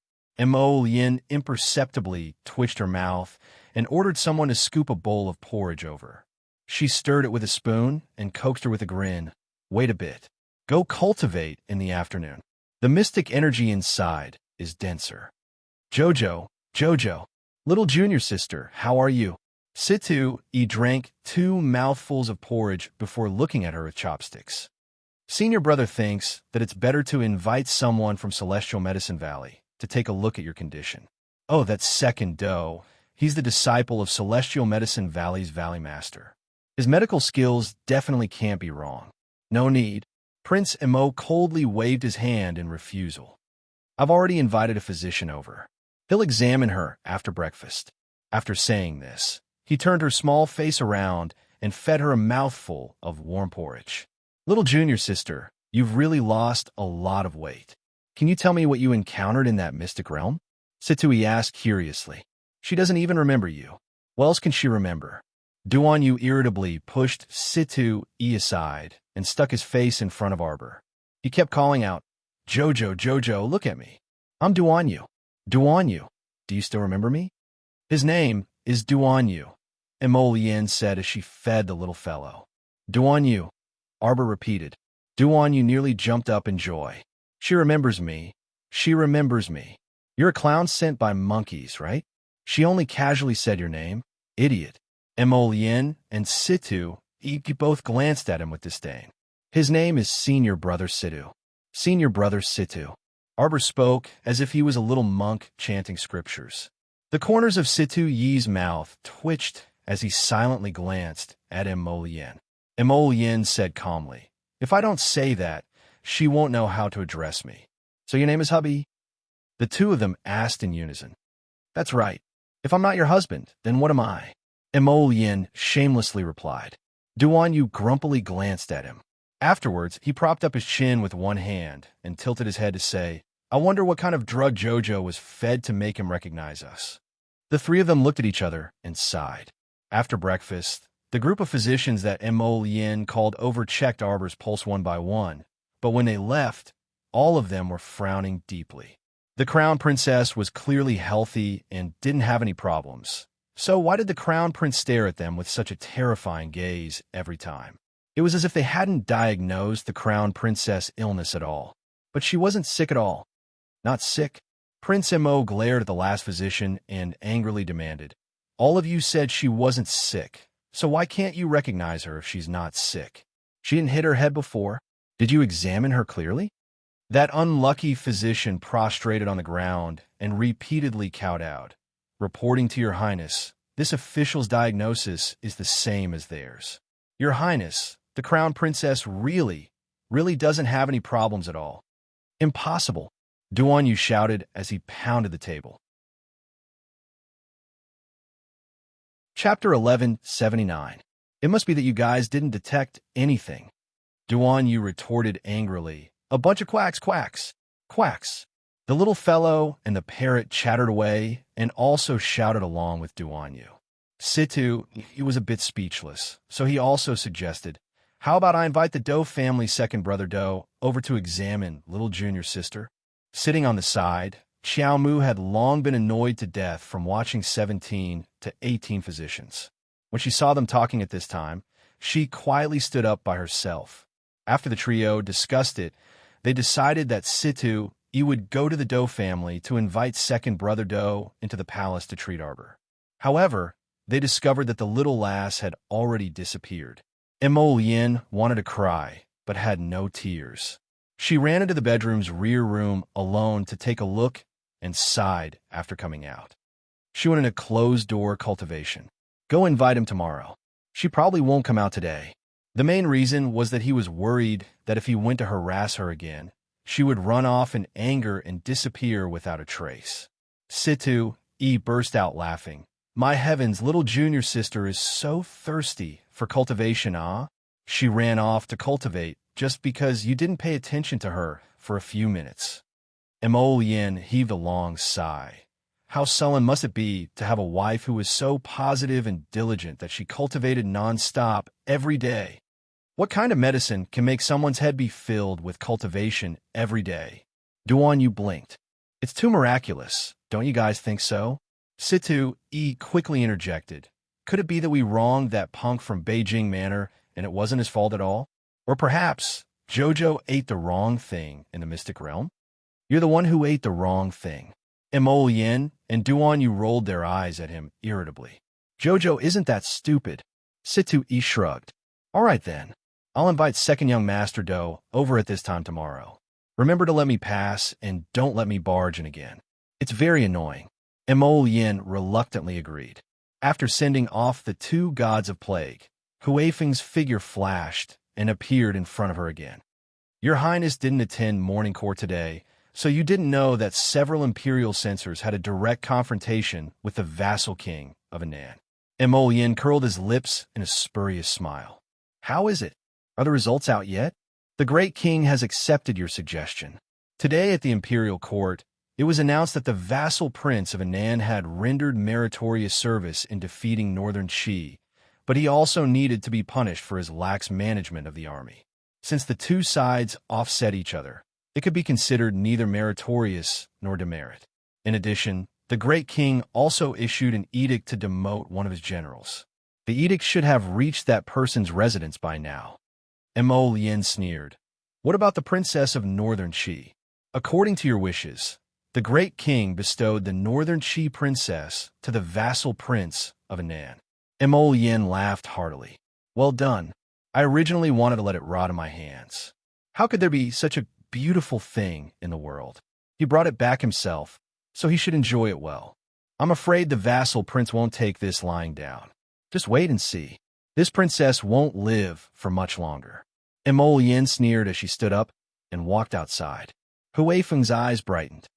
Your Highness means that the vassal prince won't marry the princess of Northern Qi? How could he be willing to marry a woman who can't help him at all? His heart is very wild. Hui Feng pursed his lips. Then should this subordinate secretly send people to protect that unlucky princess of Northern Qi? No need, Mo Lien said apathetically. The life and death of a princess of small kingdom is unrelated to us. Chapter 1180. He was so disgusted by the vassal prince of Anan that he had secretly investigated him. He had long known that this vassal prince wanted to shove the Northern Qi princess into his hands. Haha, could there be anything in this world that would go as he wished? Wishful thinking. He even wanted to shove a woman into his hands. If he didn't make this vassal prince of Anan a mess, his name wouldn't be Mo Lien. Mo Lien sneered. Do you think we don't know about the vassal prince of Anan's little tricks these past few years? I'm afraid he won't have the life to enjoy what he wants. In the future, what would be handed over to you was a lifetime of peace and eternal well-being. Some people had been at the top for too long and seemed to have long forgotten what their names were and what their true identities were. Then there was no harm in reminding them properly. In this world, not everyone could be provoked at will. Hui Feng's eyes flickered, and he quickly followed the crown prince out. After taking 2 steps, he looked back strangely. Your Highness, could it be that the crown princess went into closed-door cultivation again? The crown prince didn't want to pay attention to him at all. This guy was just too talkative and kept stabbing him in the heart. So infuriating. Ma Chao's section break. The next day, as expected, second young Master Do followed Situ Yi to the Eastern Palace. After seeing His Highness the Crown Prince abandoned them and led out a reluctant arbor. Hubby, cultivate. Duan Yu facepalmed. These were the words he heard the most these past 2 days. Mo Lien also coughed exasperatedly before pulling over her small hand and saying, Okay, cultivate. After I finish taking your pulse and have breakfast, I'll let you continue cultivating, okay?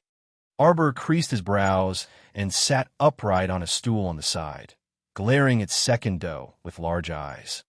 Quack! Hurry up! Situ Yi quickly coughed to cover his laughter and quickly stood up to say to his second Do, Please don't take offense, second young master. Our little junior sister has been cultivating excessively these past 2 days, so her mind isn't very clear. You're not thinking clearly, Arbor said. Situ Yi turned around and looked at Arbor with a smile. Junior sister, what's my name? Senior brother Situ.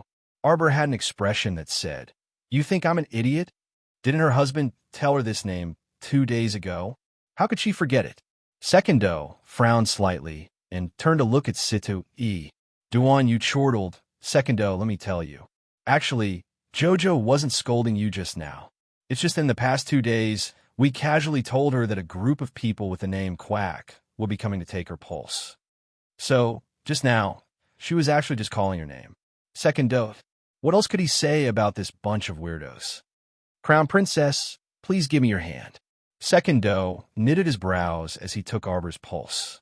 His eyes occasionally glanced at the small, wooden face that was close at hand. It's very normal. Second Do looked at Mo Yin and the others in confusion. Why were these 3 people looking at him with disappointed expressions?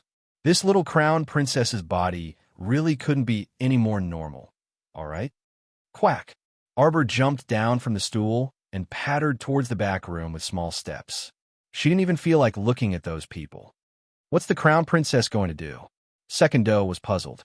Duan Yu rolled his eyes and said, to cultivate.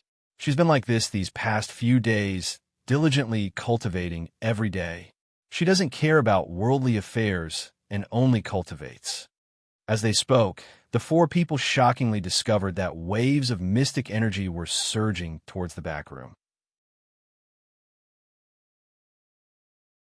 Chapter 1181. Clumps of fist-sized, profound energy flowed into the Eastern Palace's training ground. Jojo is about to break through, right? Duan Yu exclaimed. This little fellow was truly an oddball. She was actually about to break through to level 14 cultivation at her age. The Queen Dowager, who was drinking tea in the rear garden and chatting cheerfully with the Countess of Jian, suddenly looked up with a frown in the direction of the Eastern Palace. This is...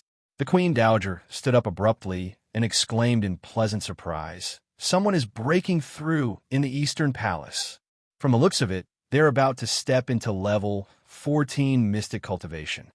Could it be His Highness the Crown Prince? Fenggu also exclaimed in delight. The Queen Dowager shook her head and gazed meaningfully at Fenggu.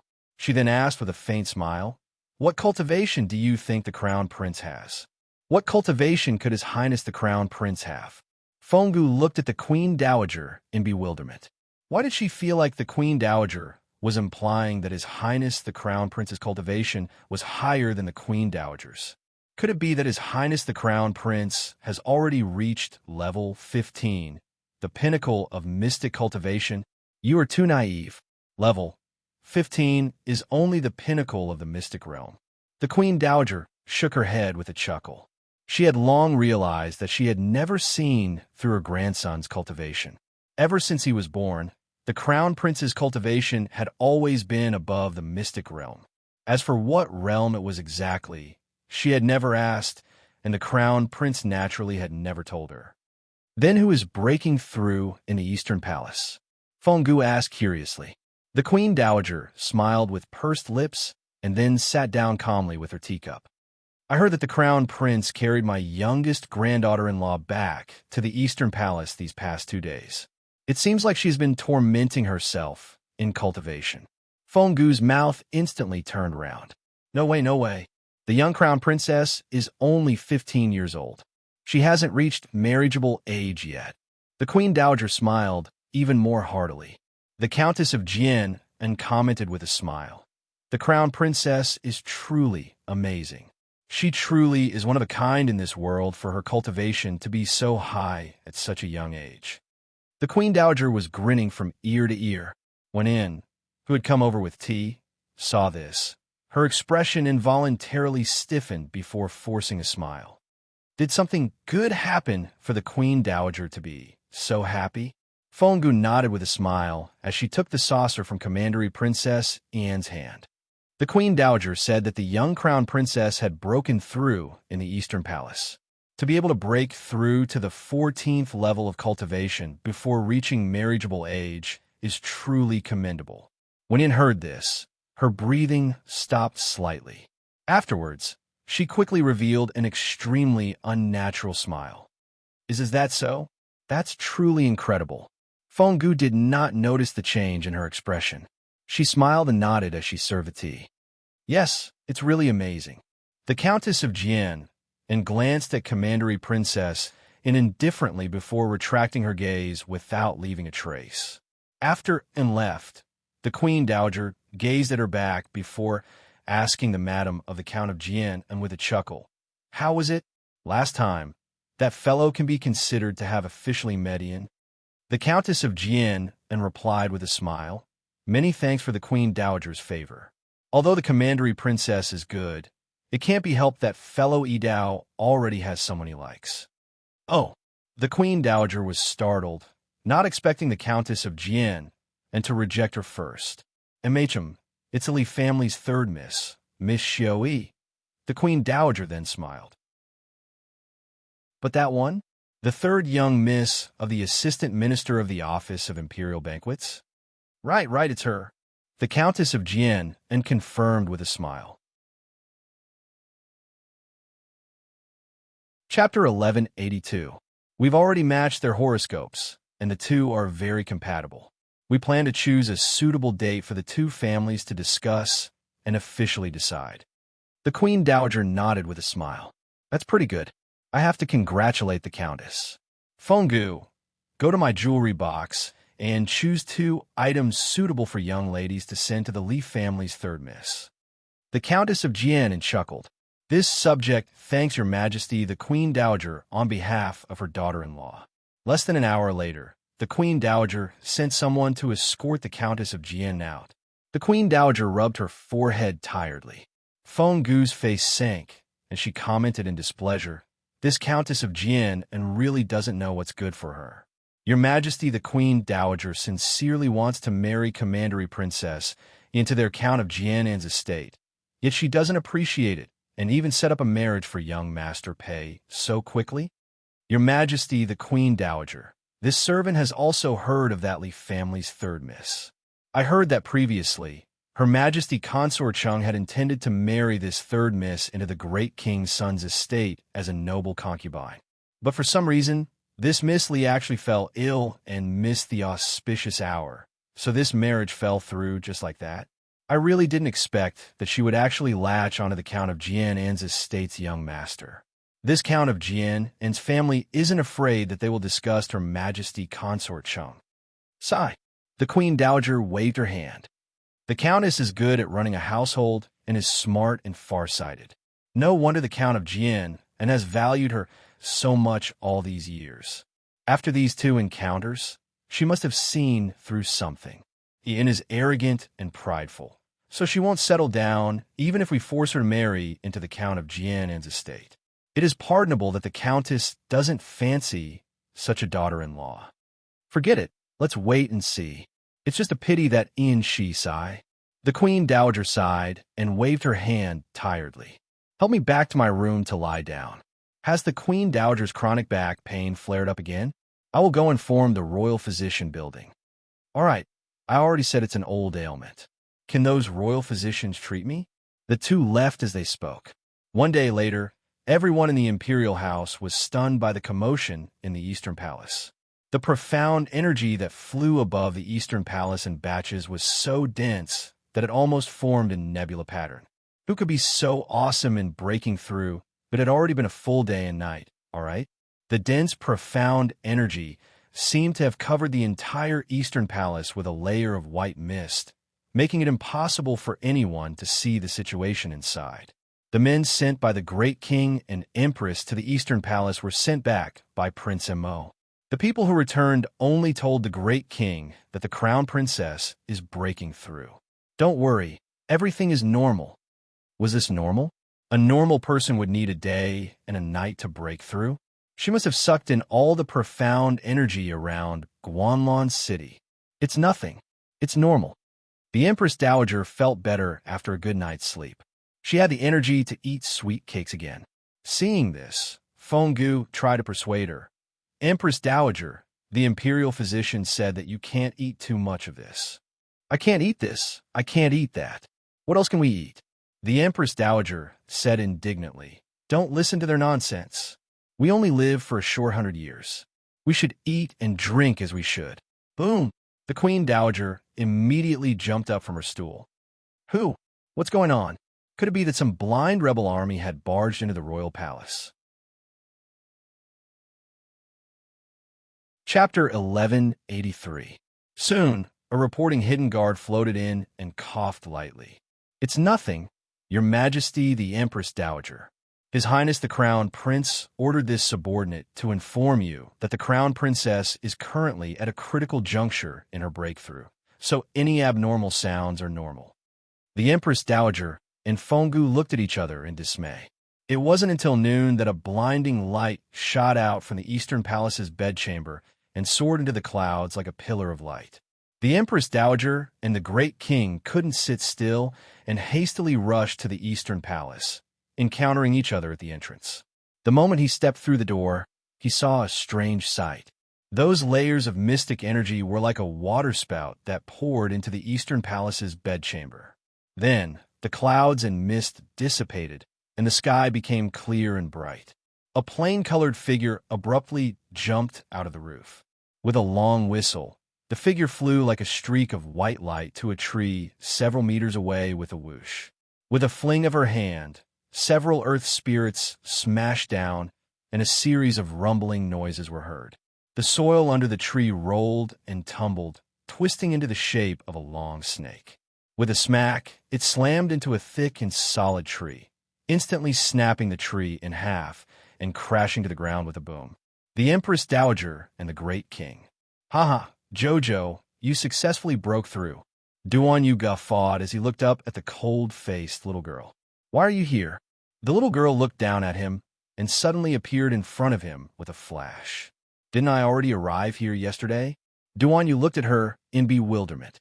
"Jojo, you didn't forget who I am again, right?" "Duan Yu, your core ravaging thunder is quite useful." "That's right.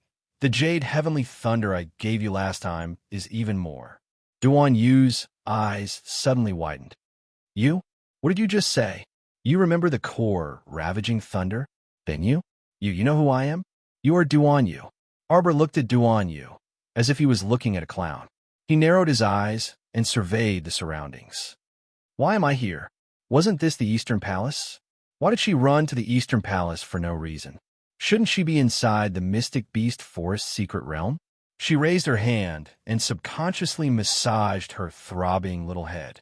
Her memory kept flipping back and suddenly stopped at the giant ape's big grinning face. She remembered. It was this giant ape that had tricked her. It had snatched the disaster-courting talisman that she had just finished drawing and stuck it on her. A certain person gloomily looked inside herself. When she saw that her realm had unknowingly soared to the entry stage of level 14 Mystic Cultivator, her small mouth instantly formed in O shape. Actually, she didn't even know how she managed to cultivate. This was because even though she was awake now, she couldn't remember anything that had happened while the disaster-courting talisman was in effect. The little fellow pursed his lips and didn't say anything for a while. He stood there in a daze for a while. Mo Lien leaped over. "Jojo, little junior sister." Situ chuckled as he ran over. "Congratulations, congratulations. Little junior sister, you have already become a level 14 Mystic Cultivator. Senior brother Situ, you are also here." Arbor returned to her senses and nodded at him. Afterwards, she pattered to Mo Lien's side with a taut face. "Mo Lien, when did I come back?" "You are." Mo Lien paused and looked at her in disbelief. "Jojo, you remembered me?" These people were so dumb. What did he mean by she remembered him?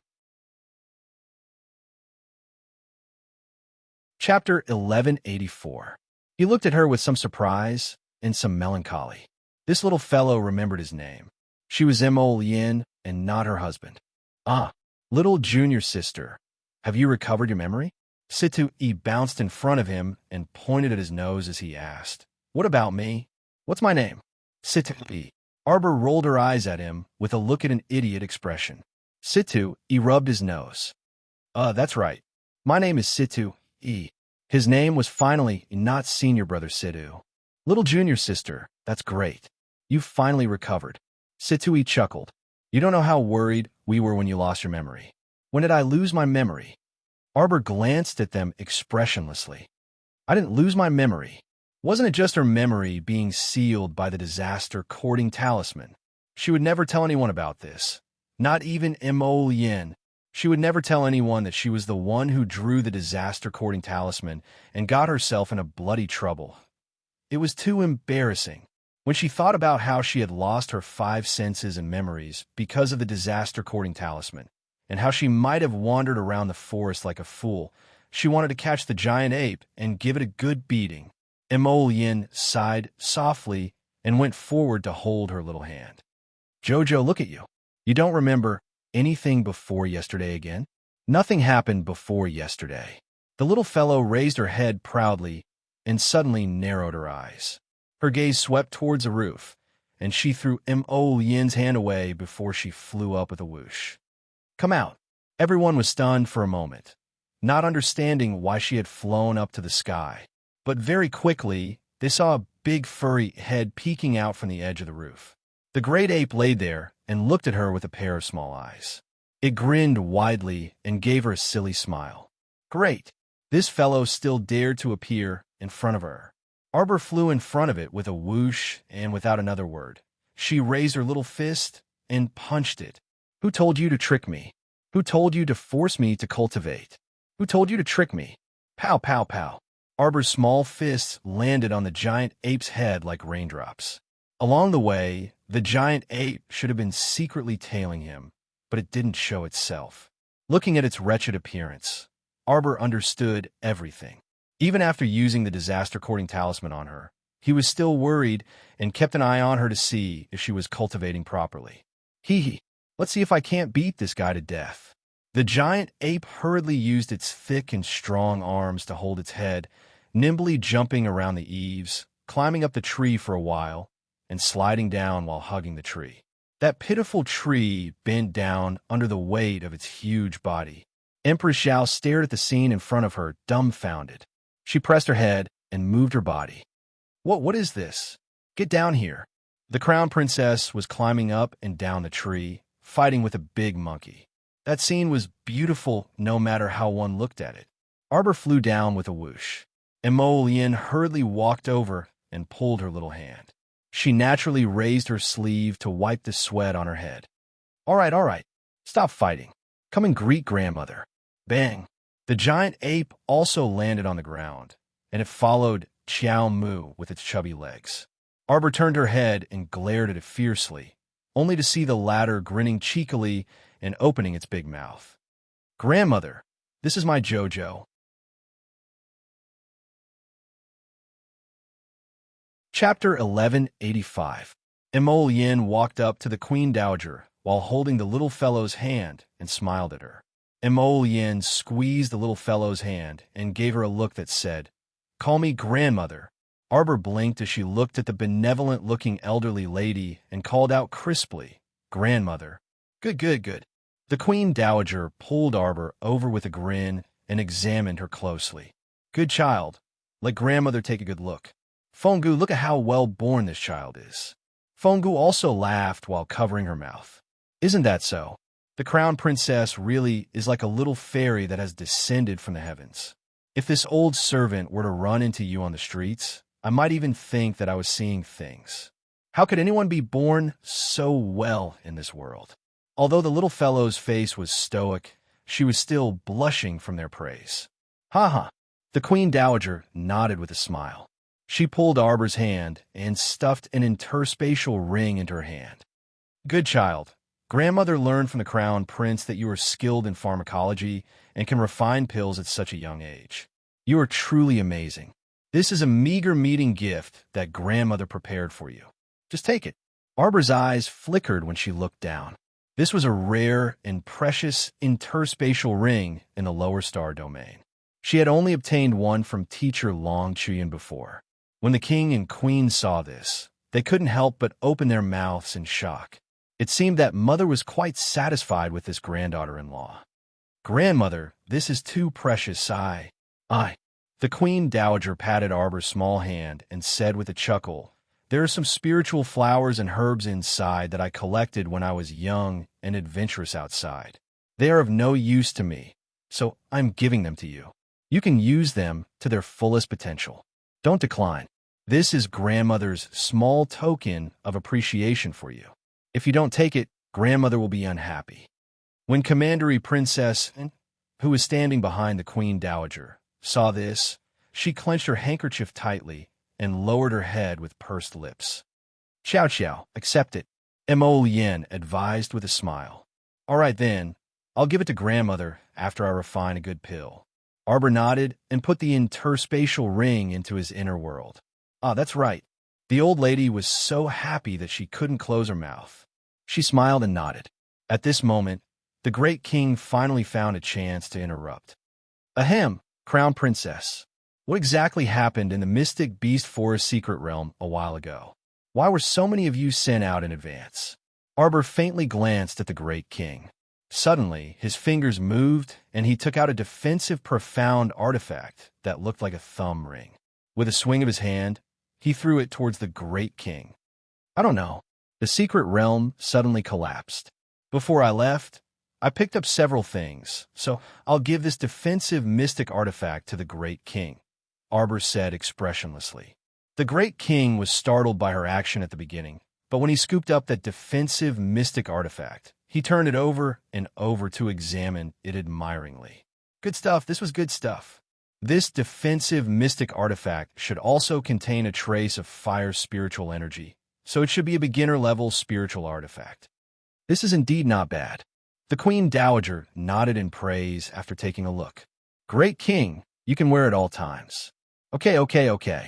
The Great King was also amused and nodded repeatedly with a smile. Chapter 1186. When Arbor saw Empress Zhao looking in her direction, she thought for a moment before pulling out Wei Nanshu's gem-studded dagger from her waist and tossing it to Empress Zhao. For you to defend yourself.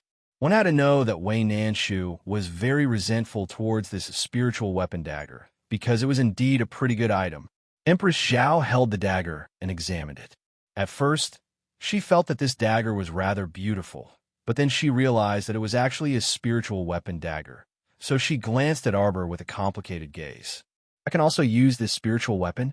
Empress Zhao couldn't help but ask. You can, Imperial Mother. After this kind of spiritual weapon recognizes its master, it will automatically suppress to a cultivation realm suitable for you. Emolian nodded and explained, although it can't display the spiritual weapon's full power after being suppressed, at least 60% of its power can be retained. But isn't that a waste? Empress Zhao softly muttered. It was quite melancholy. Her cultivation realm had always been around level 5 Mystic Cultivator for many years. It wasn't that she didn't work hard enough, but that her constitution and aptitude determined whether she could walk further on her path in the future. She was the type of person with mediocre aptitude among Mystic Cultivators. Being able to enter level 5 Mystic Cultivator realm was already considered her limit. The Empress Dowager said with a smile, Little fellow, you gave all the good things to your royal father and mother. So what do you have left? Arbor took out that mystic weapon bow and patted it. This is enough for me. Haha. She still had a large pile of odds and ends contributed by the giant ape. She threw them into her inner world and didn't even look at them carefully. That mystic realm was seriously too dangerous. It collapsed just like that. Fortunately, nothing happened to you. The Empress Dowager held her small hand and said, Right, what did you do just now? Advance to the entry level of level 14 Great Mystic Cultivator, right? Arbor nodded, and the Great King and Empress Zhao gaped at the same time, looking at Arbor as if they were looking at a little monster from outer space. Their daughter-in-law was only 15 years old, but her cultivation had already reached level 14. How could they, who had mediocre aptitude, endure this? After sending off the Empress Dowager, the Great King, the Queen, and the others, many concubines in the palace came one after another to send gifts to congratulate the Crown Princess on her advancement in cultivation. Arbor was too lazy to meet them. He only ordered people to accept the gifts and sent the people from the various palaces back. Now that the four of them had moved into the small courtyard, they finally had time to chat. Duan Yu asked curiously, Jojo, do you really not remember what happened in the Mystic Beast Forest these few days? As far as I know, you were sent out less than half a month after you entered. In other words, you've been wandering outside for more than 10 days. Could it be that you've been cultivating in the mystic beast forest every day? Our dear Duan, you really hit the nail on the head. Arbor pulled a long face and pretended to be disdainful as he said, "How is that possible? Don't talk nonsense. I was just beating up beasts in the forest and collecting crystal cores. Nothing else." Situ, he sneaked a glance at her and suddenly asked, "Then what about that phoenix egg you picked up? Take it out for us to see." "What phoenix egg? When did she pick up some phoenix egg?" "There." Situ, he pointed at Arbor and asked, "Isn't that right? Isn't that right? You were tested out in one try. You just forgot. You don't even remember something as important as you picking up a phoenix egg, little junior sister." Arbor nearly broke her facade. The corner of her mouth imperceptibly twitched, but her small face remained taut. Chapter 1187. Indeed, Arbor herself had already discovered that she had completely forgotten everything that happened in the past 15 days after the rapid cultivation talisman was stuck on her. This was probably the curse's side effect, but she just wouldn't tell them that she had forgotten. She would rather die than admit that she had wandered around the forest like an idiot for so many days and even foolishly forgot everything that happened during that period of time, that it was so humiliating. Cough. Arbor sank in her inner world to take a look. Sure enough, she strangely discovered that there really was a large, resplendent, golden-red egg lying inside her inner world. She took out the egg and flung it in front of Situ, E, and the others. "What kind of phoenix egg is this?" "It's just a large-sized egg." Situ spat out a mouthful of tea. Duan Yu, who was sitting across from him, nimbly opened a folding fan in his hand, which blocked all of his tea. His handsome face instantly darkened, and he grumbled, "Situ, what are you spitting for? So filthy." Miss Chow also waved her small hand in disdain. At this time, she heard that egg indignantly yell, "You're the large-sized egg. Your whole family is made of eggs." "What are you saying?" Arbor's small face darkened. She sat there and stared at the egg with a dignified air, casually summoning Qingwan. Qingwan had long been impatient to come out. The moment he came out, he looked at her in pleasant surprise and exclaimed, "Master, master, you finally woke up?" Miss Chow glared at him warningly. "I've been very clear-headed the entire time." Ha ha! His Sundra little master was willing to suffer because of her pride. It seemed like she didn't want to admit that she had been tricked by the rapid cultivation talisman she drew before. Qingwan immediately understood and quickly beamed like a flower. Right, little master. You've been especially clear-headed the entire time. You've been especially diligent in cultivating during this period of time, so you just couldn't be bothered with them." "That's right." Arbor nodded and coughed lightly before pointing at that egg and asking, "What's going on with this egg?" The corner of Qingwan's mouth twitched. Then she vividly described what happened that day, when she talked about how Arbor was walking in the forest and was almost hit by a phoenix egg. The three men present all looked at her with strange gazes.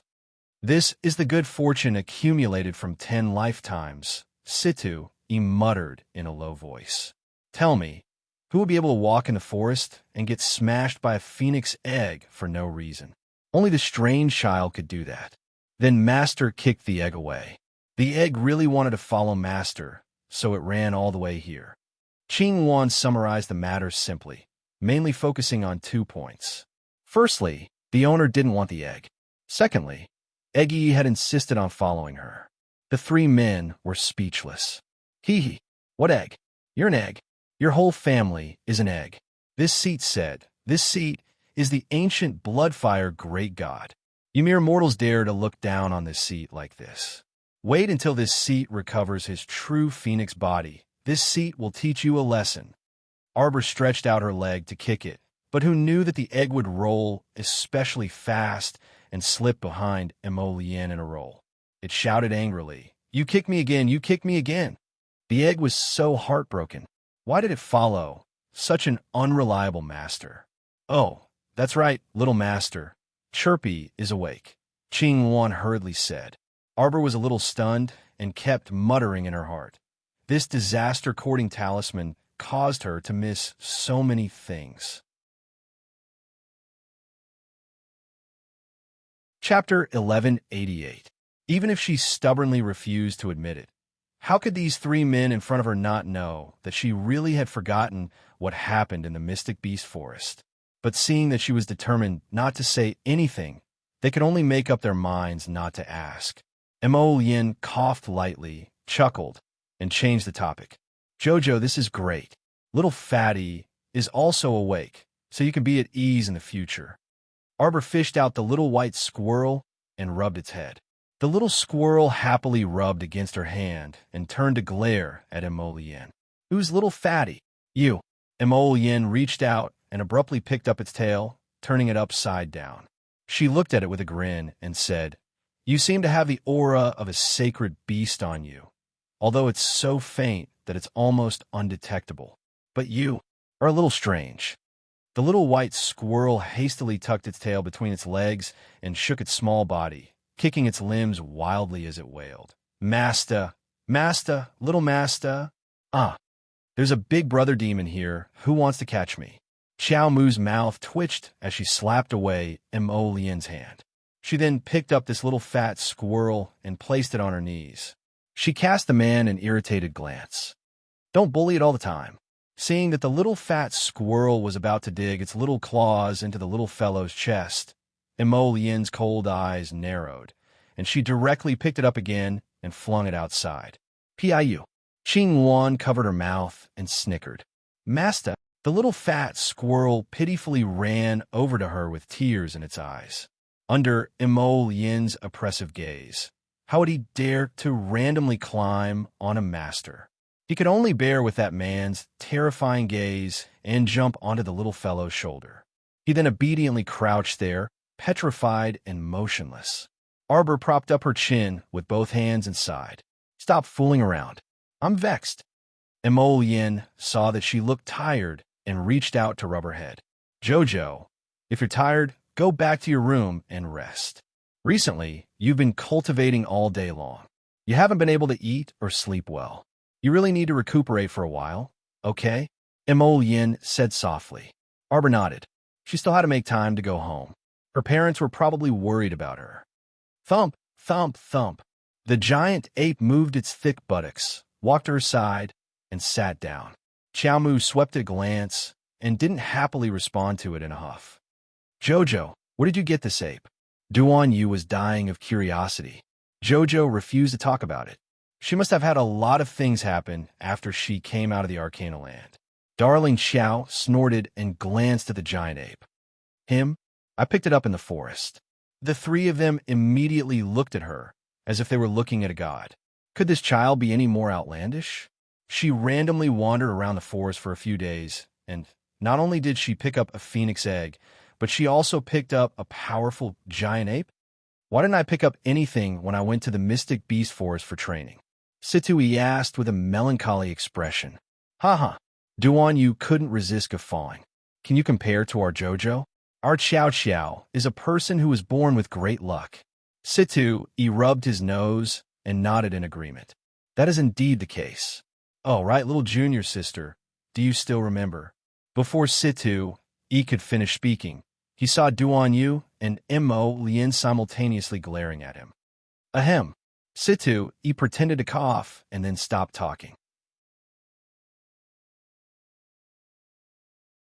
Chapter 1189. Remember what?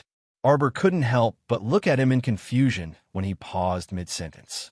Situ sent the two of them a look before continuing. Do you still remember Beijing Manor's young Master Dingyan?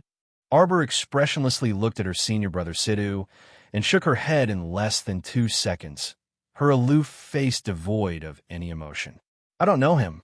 Duan Yu wanted to laugh, but he also felt some sympathy for that pitiful young Master Ding. Jojo had probably been transported out of the Mystic Beast Forest secret realm, so she was completely oblivious to everything that had happened during this period of time until today. Arbor furrowed her brows in contemplation. Who is it? Do I know him? Yin reached out to pinch her small face. Don't think about it if you don't know him. He's merely an idle person. Situ sighed softly.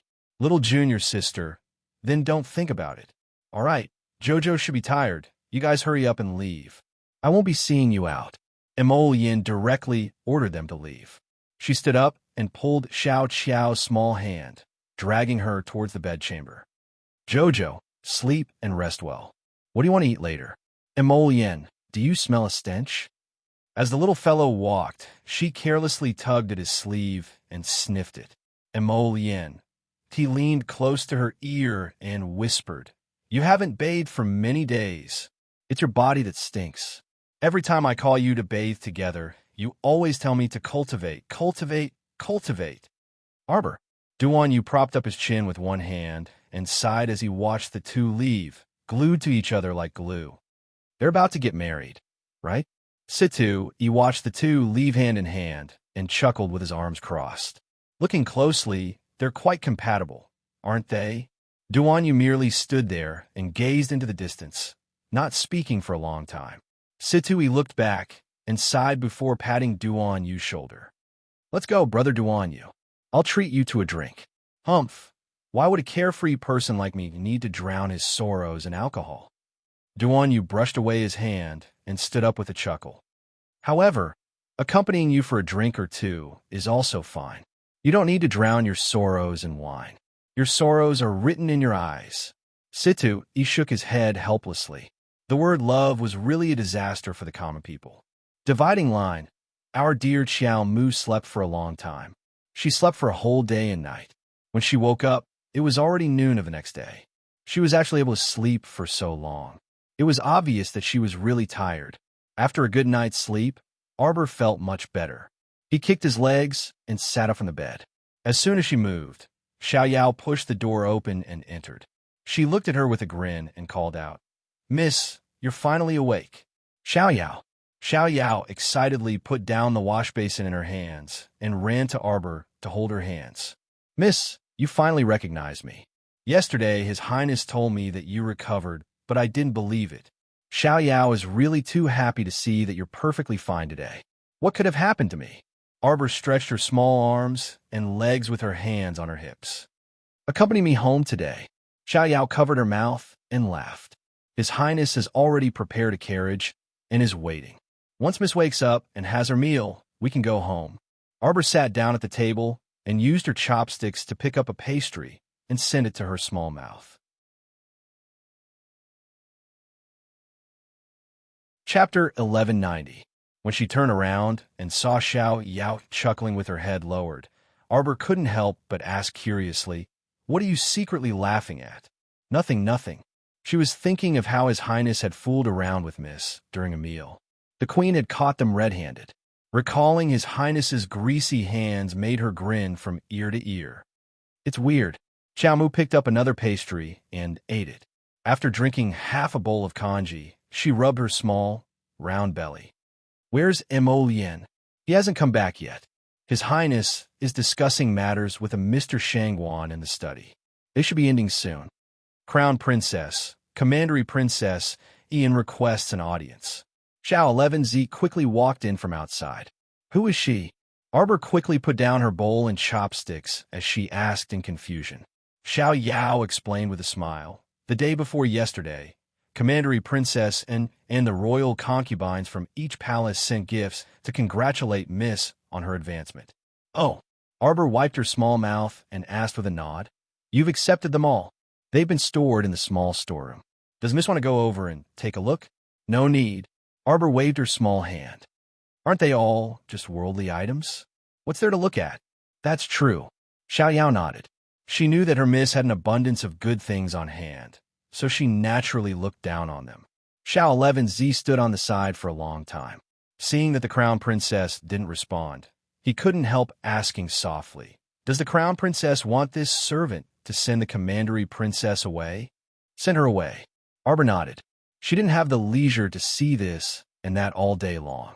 If she had the time, she might as well refine pills in peace. Xiao 11Z nodded and retreated.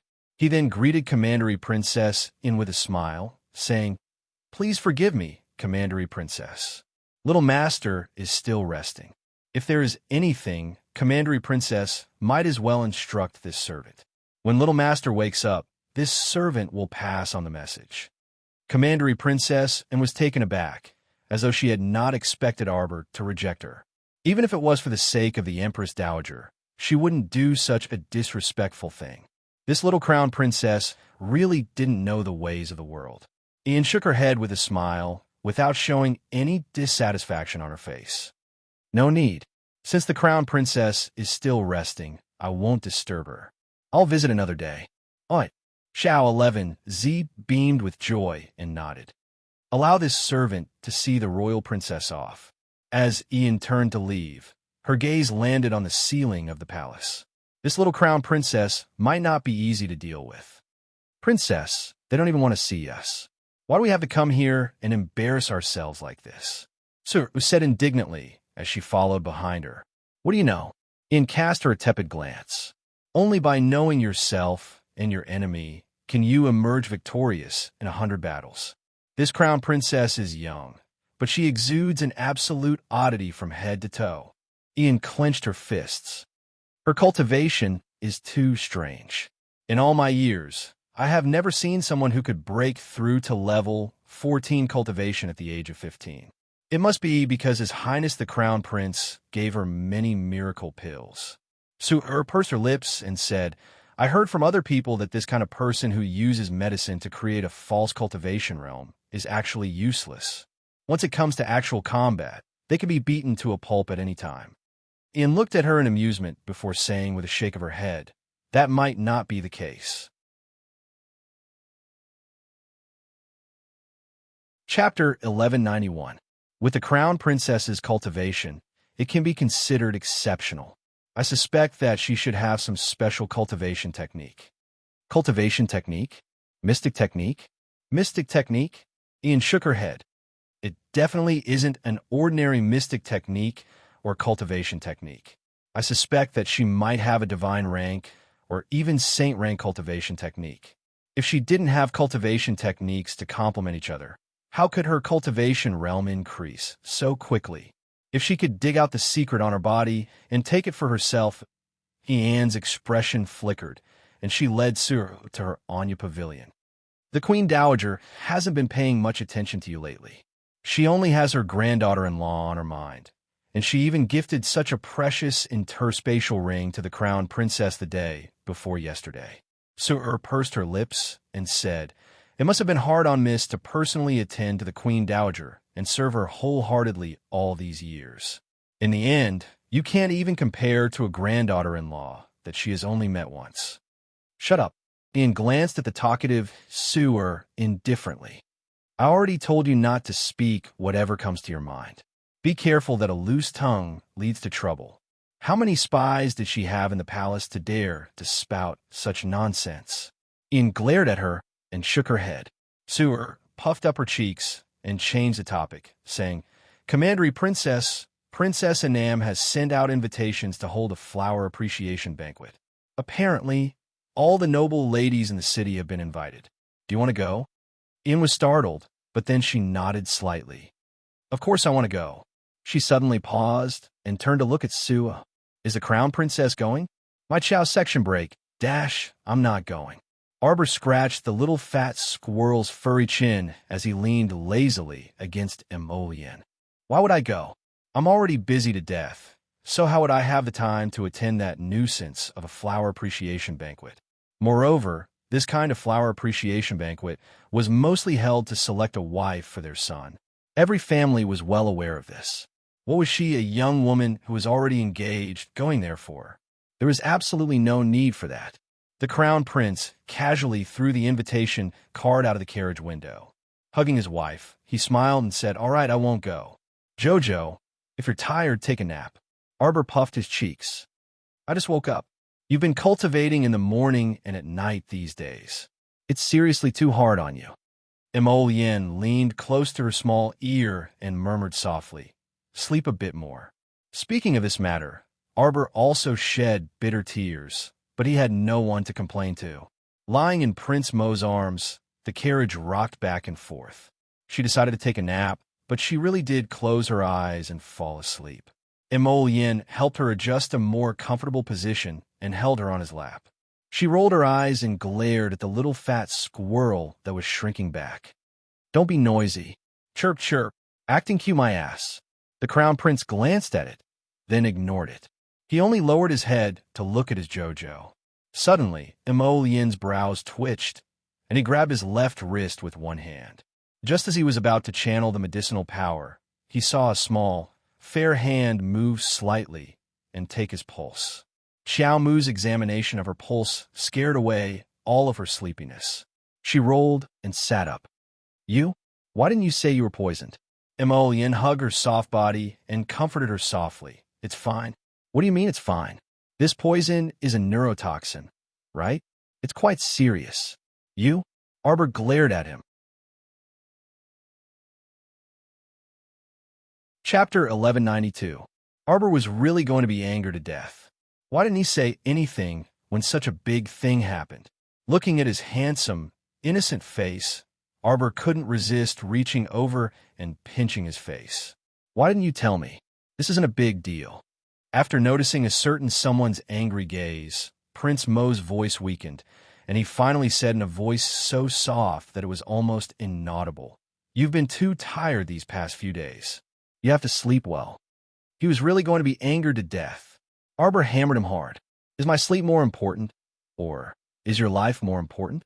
Emollien opened his mouth, but he quickly changed the "you're important" to both. Both are important. Xiao Mu pounced over and bit him. You scoundrel. Okay, I'm a jerk. Emollien hastily hugged this little fellow and begged for mercy. Jojo, don't be angry, okay? My teeth hurt from biting. As he spoke, he even lifted her little chin in all seriousness, busily trying to look at her teeth. Arbor irritably slapped his paw away and turned her little head away with a huff. I don't want to pay attention to you. Emollien turned her little head back with an innocent expression. No, how can you ignore me? Jojo, don't be angry. It's not that I don't cherish my life, but I know. This poison can't do anything to me in the short term. You forgot that I'm an apothecary myself. My medicine can neutralize some of the poison, but it can't cure it completely. Arbor reached out to hug him and looked up at him anxiously. How long have you been poisoned? Not long after you left the Mo Kingdom capital. Ding Ting Ding suddenly sent me a message. Ding Ting Ding was the one who poisoned you? Arbor's little face darkened, inwardly recording another score against Ding Ting Ding. It's him. Emollien nodded and said, Ding Ting Ding controls level 8 with spirits and is quite powerful. The reason why I was poisoned was because I was plotted against by him, but he didn't get any benefits either. You've been poisoned for a month? Arbor looked at him in surprise. No, not a month, almost half a month. Emollien hugged her small body and swayed gently. I'm fine. Xiao Mu smacked his head with her small fist. Idiot. Emollien. Arbor grumpily took out a bottle of antidote from his inner world. Take this first. I'll make an antidote for you tonight. I just don't know if I have all the herbs I need. She muttered to herself. Jojo, there's no rush. What do you mean by not being anxious? Arbor glared at him. I am anxious. All right. Emollien blinked his phoenix eyes and said with a smile, while hugging Jojo, then don't work too late to make the antidote tonight, all right? Look at you. When I bring you home now and Mom sees that you've lost so much weight, she'll definitely blame me for not taking good care of you. Bah. Arbor grumpily glanced at him. You're just worried that Mom will blame you. Jojo, previously, when I had to cultivate every day, did you come to bother me every day? Arbor watched him drink the antidote and then took his pulse before casting him a sidelong glance. No. Emollien hastily shook his head and said seriously, I never disturbed you when you were cultivating. Otherwise, do you think you could break through to become a level 14 mystic cultivator so quickly? Chapter 1193. Heh, as if I'd believe you. This is a neurotoxin called Devil's Grass. It will paralyze a person's nerves for a short period of time and affect the limbs and body. It will gradually turn the person into a paralyzed and immobile person. Xiao Mu gritted her teeth in resentment. This Ding Ting Ding really is vicious enough. Emolien lifted his hand to tidy her hair. It's a pity that he doesn't know that I have Jojo with me. Any poison won't work on me. Arbor gave him a sideways glance. That's not a reason for you to hide your health condition. Okay. If anything happens to me in the future, I'll tell you immediately. Emolien smiled at her. Actually, it's okay if you wait a day or two until Jojo fully recovers before you detoxify me. Emolien looked at the little fellow's disapproving gaze, and his voice subconsciously lowered. He couldn't help but laugh as he hugged her and said, Okay, I admit my mistake. Hurry up and cure me, baby. Umph. Arbor glanced at him, refusing to accept his act of being obedient. This person didn't care about his own health at all. He was so annoying. Jojo. Emolien turned her small body around and lowered his head to plant a kiss on her cheek. Don't be angry with me anymore, okay? Dang, dang, dang, dang. Suddenly, the sound of gongs and drums could be heard from the streets. Dear neighbors and fellow villagers, today is the grand opening of the House of Treasures. There will be a large-scale auction in the evening. We invite all of you to attend. When Arbor heard the sound, she pulled open the window and looked outside. What House of Treasures? Are they here to steal our morning sunlight pavilion's business? Emolien couldn't help but laugh as she craned her head to look outside as well. A few burly men and a few gorgeously dressed women were standing on the street, shouting and beating gongs and drums. They attracted a lot of attention. Just from the name of this shop, it doesn't sound fancy. Arbor pursed her lips. I don't think there's anything special about this House of Treasures. Emolien. Baby, it's called the House of Treasures. Oh yes. Xiaomu shrunk her head and let down the curtain. How about we scout out the enemy tonight? It doesn't matter if Morning Sunlight Pavilion's business is good or bad. Emolien chuckled. In any case, it was nothing more than that. Gathering all the rare treasures in the world was just an excuse. The most important thing was to spread the news. Did I sell all my talismans last time? I sold it a long time ago. Then I'll give you another batch this time. She didn't have much use for those elementary yellow and blue talismans anymore. Now, she mainly used ebony to make talismans, and most of them were high-level blue talismans.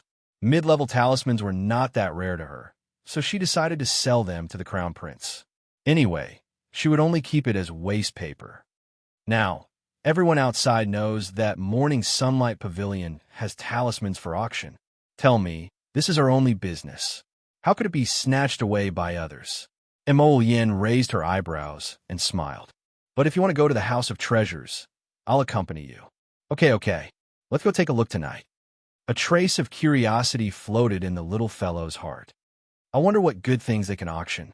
As they spoke, the carriage had already turned onto Minshun Avenue and arrived at the entrance of the Marquis of Jiyun's estate. The Marquis's estate had received news early in the morning that Arbor would be returning today, so they had already opened the doors and waited. At this moment, Qiao Zhongbong and his wife, who had received the news, hurriedly came out of the hall to welcome them. Chapter 1194. Mom. When Arbor saw her mother, her eyes involuntarily lit up, and she quickly ran up to hug her mother's arm. This child. Wei Ziqin reached out to poke her little head. You've made Mother worried to death. You always disappear without a word. Do you know that Xiaoma brought people to look for you all over the place during this period of time? They almost turned the ground upside down. Arbor nodded slightly with a stifled expression. Actually, she was also quite helpless. If not for that disaster-courting talisman causing her to be in such a bizarre situation, she could have actually returned when she was transported out of the mystic realm. All right, it's good that you're back. Come in and talk. Qiao Zhongbong hastily ushered everyone into the house.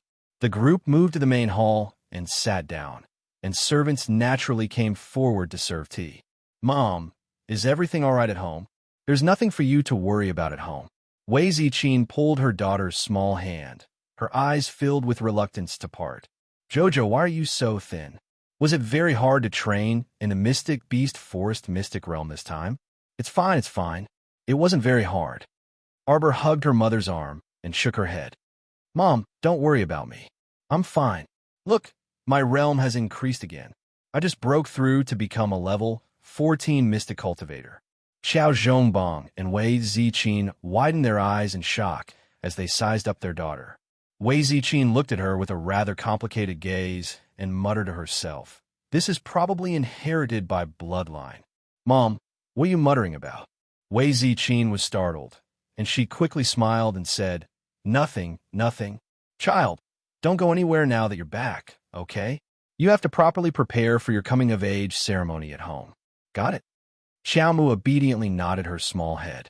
In her previous life, her mother passed away early, so how could her stepmother worry so much about her? She didn't have a coming-of-age ceremony. She could only hide at the side and watch the family prepare a grand coming-of-age ceremony for Xiao and I. At that time, she was like a little mouse that no one wanted. She lived in a dirty ditch and could not see the light of day. Wei Ziqin pursed her lips and smiled. "That's good. Then move back home today. Don't mess around until your wedding." "Oh no." Arbor suddenly thought of something and shouted, "Mother, I have to go." Wei Ziqin patted her little hand and glanced at her unhappily. "You just came home and you want to go out again? You're not going anywhere." "Mother, this is something I promised someone else. Previously, when I was at that small base in the Mystic Beast Forest, I collected a batch of primary grade herbs, but later on. In short, due to various reasons, I missed the appointed time. I must go there. Mother, it won't be long. I'll be back in 5 days at most." "5 days?" Wei Ziqin widened her eyes. "There's still more than half a month before your coming-of-age ceremony." "4 days. Just 4 days." Arbor stretched out 4 little fingers and waved them in front of her mother. She shook her arm coquettishly and said, "Mother, I'll definitely rush back on time. You can rest assured now that your little M.O. will accompany me, right?" Crown Prince M.O., who was currently sulking over the fact that his wife was moving back to the Qiao estate, suddenly brightened his eyes when he heard this. He immediately switched sides with his wife and nodded repeatedly. "Mom, don't worry. With me accompanying Qiao Qiao, I definitely won't let her go missing again this time. Wife, I'm good to you, right?" M.O. Yin winked at Xiao Qiao. Chapter 1195. Wei Ziqin rolled her eyes at the couple and poked her daughter's head. "You only know how to use Xiaoma as a shield." "It's okay, Mom. I just love to shield Jojo. I can shield him from anything." Wei Ziqin looked at her son-in-law, speechlessly.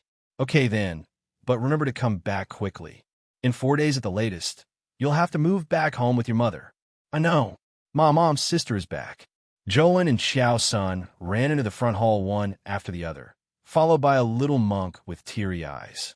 When he saw Arbor, he burst into tears. "Benefactress, you left me behind again." Arbor didn't even have time to say anything to his sister-in-law before he hurriedly left his seat and carried the crying little monk over. "Little monk, why do you monks always like to cry?" A monk is also a human. When a person is sad, tears will always flow. The little monk sobbed as he spoke. Xiao Zhongbong couldn't help but twitch his mouth when he heard this. There were more and more weirdos at home. What should he do? "Little monk, you cry every time you see my sister. Do you think we don't treat you well?" Jolin put her hands on her hips and rolled her eyes at him angrily. "You are good, but you're not as good as Benefactress." The little monk spoke honestly and raised his sleeve to wipe his tears. "Benefactress and I have been through trials and tribulations since we were young. She always leaves me behind and runs off by herself. Can't I cry when I see her?" Jolin didn't know whether to laugh or cry as she glared at the nagging little monk. She pursed her lips and said, "No wonder sister left you behind and ran off. You're such a nagging little monk." Okay, don't cry." Arbor pulled his sleeve and helped him wipe his tears. "You're not a 3-year-old child anymore. You are 4 years old. But after the new year, you'll be 5 years old. You shouldn't cry." Xiao Zhongbong. That Wei Ziqin couldn't help but giggle. She lovingly stroked the little monk's bald head and said, "Kong Kong misses Big Sister. It's fine. When Big Sister comes back from her business, I will stay at home for more than a month." Wei Ziqin said with a smile. "Kong Kong, have you finished your homework today?" The small monk nodded his small head and said, "It's done. This little monk has already finished tomorrow's work. Benefactress, can you bring me along this time?" "That won't do." When Emolien heard that this guy actually wanted to be a candle, he immediately vetoed it. Benefactress. The little monk's eyes were filled with pitiful tears. How about this? I can't bring you along, but I can take you out to play tonight. Arbor patted the little monk's head. Big sister will be back in 4 days. It won't be long. Big sister, where are you going to play? Jolin and Xiao Sun were immediately energized. They gathered in front of Arbor and asked curiously, Big sister, where are you going to play? There's a newly opened House of Treasures auction house. There will be an auction tonight. Emolien and I plan to go take a look. Do you guys want to go? The three little heads nodded in unison. Emolien couldn't help but facepalm. Was there a need to ask? These three little fellows, as long as there was something interesting to watch, how could they refuse? There was no need to ask about this kind of thing. You guys can go out, but you have to be obedient. Don't cause trouble for your big sister, Wei Ziqin reminded them. Mother, we are very obedient. Chapter 1196. Jojo, there's something else I need to tell you, Wei Ziqin said with a smile. Do you still remember the day Mother was abducted by the Qiao family? She went out with Madame Ren of Taichung Temple because she was looking for a girl from Madame Ren's 4th branch for your second uncle. That girl is 24 years old and has a rather hard life. However, Mother thinks she's not bad, and your second uncle is also quite satisfied. Mother plans to ask Madame Ren to go to the girl's house in a few days and settle the marriage date. Let's discuss the wedding date. If there are no accidents, your second uncle's wedding date will probably be before yours. Xiao Mu Luan's eyes widened. So urgent? Am I going to have a new second aunt? That girl has already been delayed for 24 years, so it's quite urgent. However, don't worry, Mother has seen that girl. Her temperament and appearance are both pretty good. Wei Ziqin smiled and nodded. Your second aunt left early, so your second uncle has been delayed all these years. Now that Xiao has grown up, our family's life is getting better and better. Your second uncle, The family was happily chatting when they suddenly heard a startled cry from outside the courtyard. Second old master, eldest young master, what's wrong with second old master? Xiao Zhongbong and the others hurried out the door, but what they saw almost made them faint from fright. They saw second Uncle Qiao hanging from his son Xiao, whose shoulder. Half of his body had been beaten until it was covered in blood. He looked incomparably frightening. No wonder the servant's voice trembled. Second uncle. Arbor cried out in alarm and ran to second Uncle Qiao's side. Me sister. Qiao, who struggled to support his body and dragged second Uncle Qiao into the house. When he saw Arbor running over, he spat out a mouthful of blood like a deflated ball and fell to the ground, barely breathing. Hurry, hurry, and save eldest aunt. At the Zhou family's entrance. Brother Xiao. Xiao Mu was shocked when she felt Xiao Hu's pulse. Brother Xiao Hu's profound veins were actually injured by someone, and second uncle's condition was even more tragic. The bones in his left hand and left leg were actually broken by someone.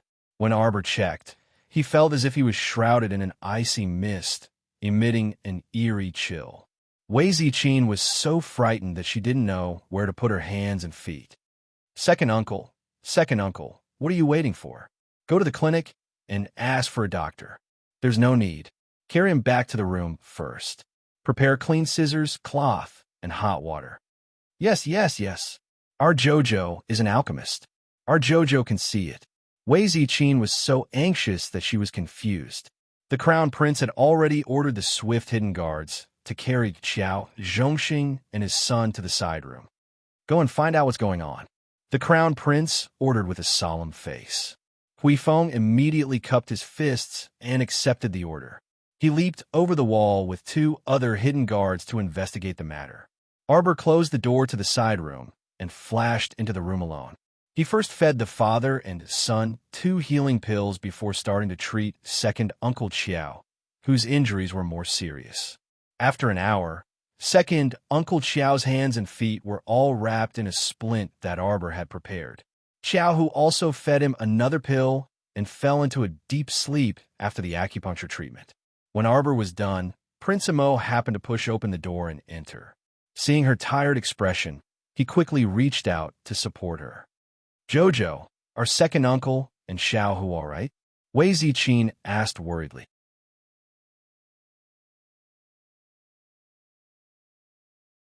Chapter 1197. I'm fine.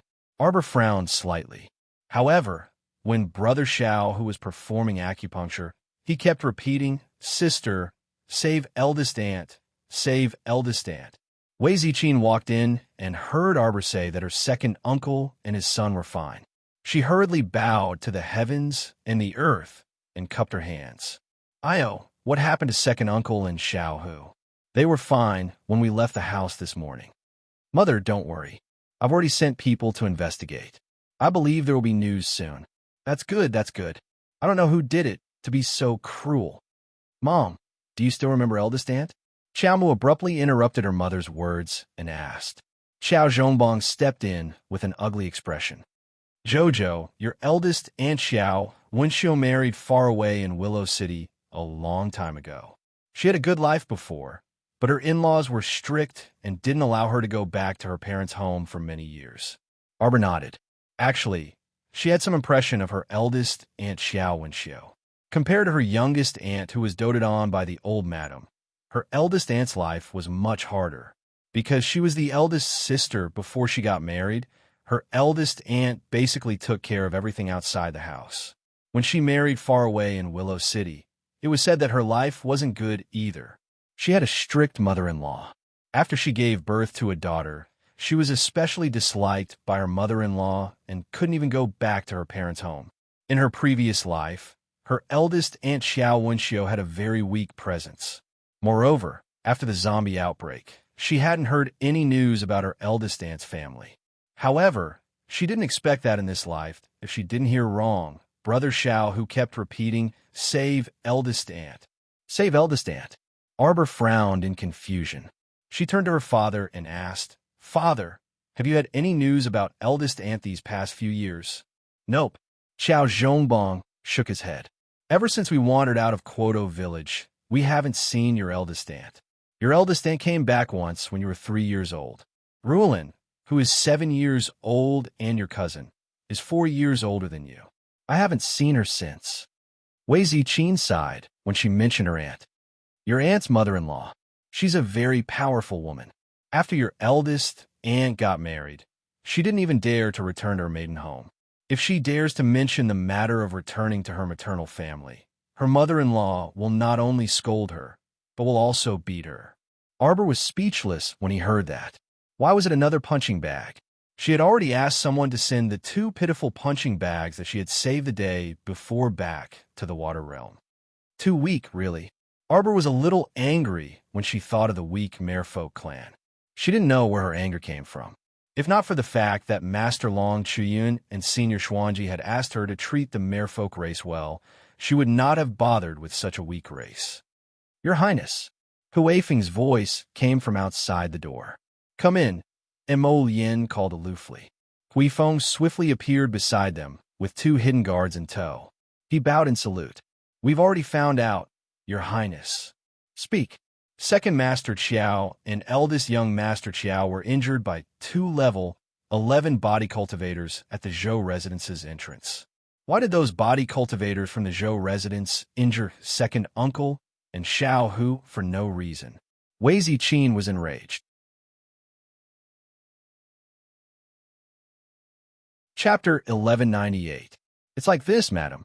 Huifeng turned around and bowed to Wei Ziqin before replying. "The Zhou family's eldest son, Zhou Yuan, chased Xiuqi's wife out early this morning. Qiao family's second master and eldest young master just happened to pass by." Xiao Mu raised her hand to rub her head. When Mo Lien saw this, she quickly walked to her wifey's side and gently rubbed her head. Wei Ziqin and Xiao Zhongbong glanced at their daughter and son-in-law before being drawn back by Huifeng's words. So second master recognized with a single glance that the person crying and making a fuss outside the Zhou estate was his long-lost eldest sister, Qiao Wenxiu. It really was Wenxiu? Xiao Zhongbong gaped in shock. After second master questioned her, he found out from Qiao Wenxiu that the Zhou family's eldest son Zhou Yuan, had divorced his niece, Pu Rulin, in order to marry the daughter of the richest Gao family. He was so angry that he immediately went up to the Zhou family to reason with them. And then they were beaten up? Arbor's expression darkened. Just a few words. Did the Zhou family want to kill second uncle and brother Xiao, who? Apparently, these two formidable body cultivators were sent by the daughter of the richest Gao family, Gao Qiqi. They were the ones who injured second master and eldest young master. Huifeng quickly finished his report and stood behind Prince Mo. The Zhou family could have hit anyone, but they ended up hitting second master Qiao. Encountering someone as protective as the crown princess, this matter probably couldn't be settled peacefully. Then what about Wenxiu? Where are Wenxiu and her daughter right now? Xiao Zhongbong couldn't help but ask. The matter has blown up, and it looks like someone's going to die. Someone secretly went to the capital magistrate's office, and Sir Pang Dehai sent people to investigate. Seeing that the matter has blown up, the Zhou family didn't dare to make a fuss for the time being, so they locked up Qiao Wenxiu and Pu Rulin. They're currently locked up in the Zhou residence. Xiao Zhongbong punched the door and furiously exclaimed, "They're intolerable bullies. Are they bullying our Qiao family for having no one?" "Father." As soon as Arbor called out, Xiao Zhongbong waved his hand at her and said, "You and the crown prince don't get involved in this matter. Father will personally bring some people to the Zhou family to see if they will let him go." How could Arbor be at ease? Although her father had taken a mystic breakthrough pill a while ago and had broken through to become a level 9 mystic cultivator, the other party had 2 level 11 body cultivators.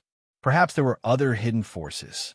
If Xiao Zhongbong went there so rashly, wouldn't he be asking for a beating? "No, father, it's too dangerous." Arbor shook his head.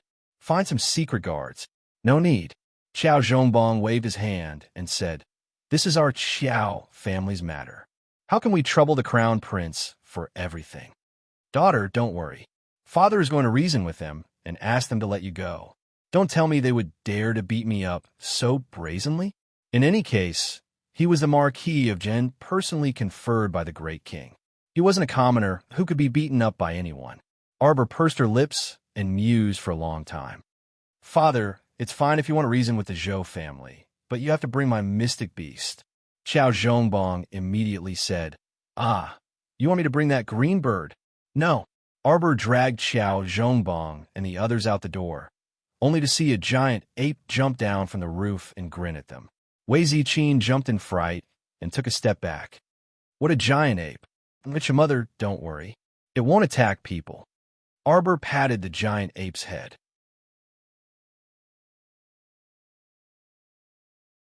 Chapter 1199. Dad, bring my mystic beast to the Zhou family. Only then can I be at ease. Arbor turned his head and stared at the giant ape solemnly as he instructed. "I'll give you a chance to turn over a new leaf and protect my dad well." Xiao Zhongbong didn't know whether to laugh or cry. He stared at the giant ape and quickly said, "If father brings such a big ape over, wouldn't the Zhou family think that father is here to fight when they see it?" "So be it," Arbor said coldly. "Those 2 body cultivators nearly crippled second uncle, so it's reasonable to have the large ape beat them back." When Xiao Zhongbong heard this, it seemed to make sense, so he nodded and said, "All right, then you don't need to worry about this matter. Dad will be back soon." Seeing her husband leave with this group of people, Wei Ziqin was a bit worried. That Zhou family is so unreasonable. I don't know if your dad can handle them. "Don't worry, Mom. With a large ape following him, nothing will happen." She knew this ape's strength too well. Normally, when she chased after it and beat it up, it was always the other way around. Otherwise, she definitely couldn't even touch its fur. Wei Ziqin nodded slightly. "Then that's good. Daughter, are you still going out?" "Yes." Arbor nodded. Second uncle and brother, Xiao, whose injuries have more or less stabilized. They only need to take their daily medicine. When I come back in 4 days, they will be fine after I give them another acupuncture treatment. Seeing that she had already arranged everything, Wei Ziqin didn't say anything else and agreed. That night, Emol Yin and Arbor brought the 3 little radishes to the House of Treasures auction house. "HM, A maidservant with a long face exclaimed in confusion as she helped a frail and slender miss out of the carriage. Su'er, what's wrong? Ian's hand that was holding up her skirt paused as she glanced at Su'er. I think I saw His Highness the Crown Prince. It can't be, right? Why would His Highness come here to join in the fun? Ian asked with a smile while shaking her head. The girl named Su'er laughed awkwardly. Maybe I saw wrongly. Then let's go in.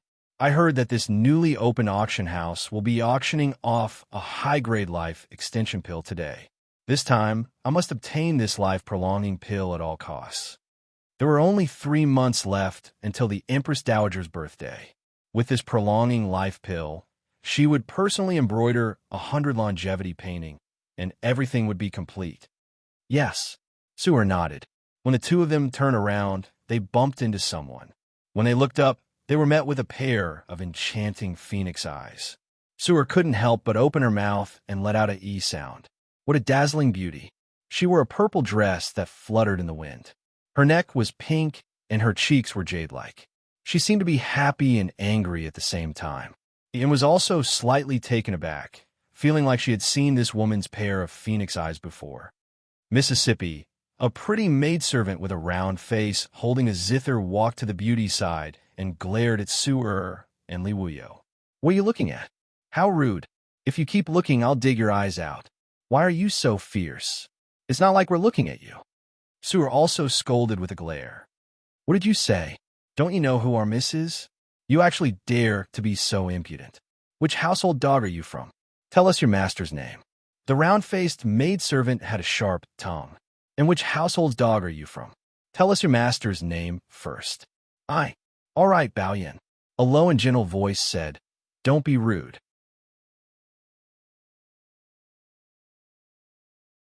Chapter 1200. Yes, Mississippi. The young maidservant holding the zither looked up at the purple-clothed beauty with an odd reverence and inexplicable adoration in her gaze. Su'er felt that the woman's gaze was a bit perverted, so she couldn't help but shudder. Judging from the two Mrs. temperaments, you must be wealthy and respectable. This place is a jumble of good and bad people, so please be careful. The purple-clothed beauty gazed at them gently. Su'er's small face reddened for no reason, and she said with a nod, Thank you for the reminder, Mississippi. You are from the Mo Kingdom capital? I wonder which family's miss you are from. I don't seem to have seen you before. A trace of doubt flitted across Ian's eyes. It was no wonder that she was so curious. A beauty like this should have been known throughout the capital and not unknown to the public. Humph! Our miss is Beijing Manor's young Madam Xi. What are you two waiting for? Don't block the way. What are you asking about? Last Baoyan harumphed. Beijing Manor? Ian was taken aback. Could it be? The Beijing Manor in Suiwei Mountains' Carefree Valley? The purple-clothed beauty nodded as she slowly revealed an otherworldly smile. Even as a woman, Ian felt that this young lady was unbelievably beautiful. Perhaps her facial features were not as outstanding as that stoic-faced young crown princess's, but this woman's untainted and otherworldly temperament made people yearn for her. So it turns out that you are Beijing Manor's young madam. Greetings, Ian said with a faint smile. The more friends you had, the more options you had. Whether it was the family of a royal court official or a pugilist, there was nothing wrong with getting to know more people. Humph! Don't try to worm your way into being friends. Bao Yin stood in front of the purple-clothed beauty. You said what you need to say and asked what you need to ask. Why are you still not leaving? Ian and Su'er couldn't help exchanging glances. Ian shook her head with a smile. Why are you, little lass, so unreasonable? Humph! Don't think that I don't know what you are scheming. I'm telling you, don't have any improper thoughts about my miss. Bao Yin, the purple-clothed beauty, creased her brows. What nonsense are you spouting? Don't be rude. Mississippi, I haven't left the valley for a long time. It's rare for me to meet two friends who I can talk to. I want to talk more. This request isn't too much, right? The purple-clothed beauty stared at Bao Yin and said coldly, Yes. Bao Yin pursed her lips, stomped her feet, and slowly retreated behind her. A thin, cold light flashed through her eyes. Gentlemen, I've booked a private room on the second floor. If you're willing, Why don't you come in together? When she looked into your eyes with a pleading expression, even if you were made of stone or wood, you couldn't bear to disobey her wishes. Ian pondered for a moment. When she recalled that she hadn't been able to book a private room today, it wasn't bad that there was a ready-made invitation for her. He nodded and said with a smile, "Thank you." The purple-clothed beauty seemed to be very happy. She waved her sleeve and made an inviting gesture. "Please." Bao Yin followed behind the three of them. She pursed her lips and laughed sarcastically. These two women were really stupid. They couldn't even tell whether their young master was a man or a woman. Yet they still wanted to be on good terms with Beijing Manor. What a joke. If it weren't for the fact that their young master felt that these two people were still a bit useful, ha. He really wouldn't have paid attention to this idiotic master and servant. You're tuning in to the Romance Rendezvous YouTube channel. We're so grateful for your support, and don't forget to subscribe to join us on this incredible journey through captivating stories. Your generosity through donations truly makes a world of difference, as it's the primary source of revenue that allows me to expand and enhance this channel for you. Thank you from the bottom of my heart for being a part of this adventure.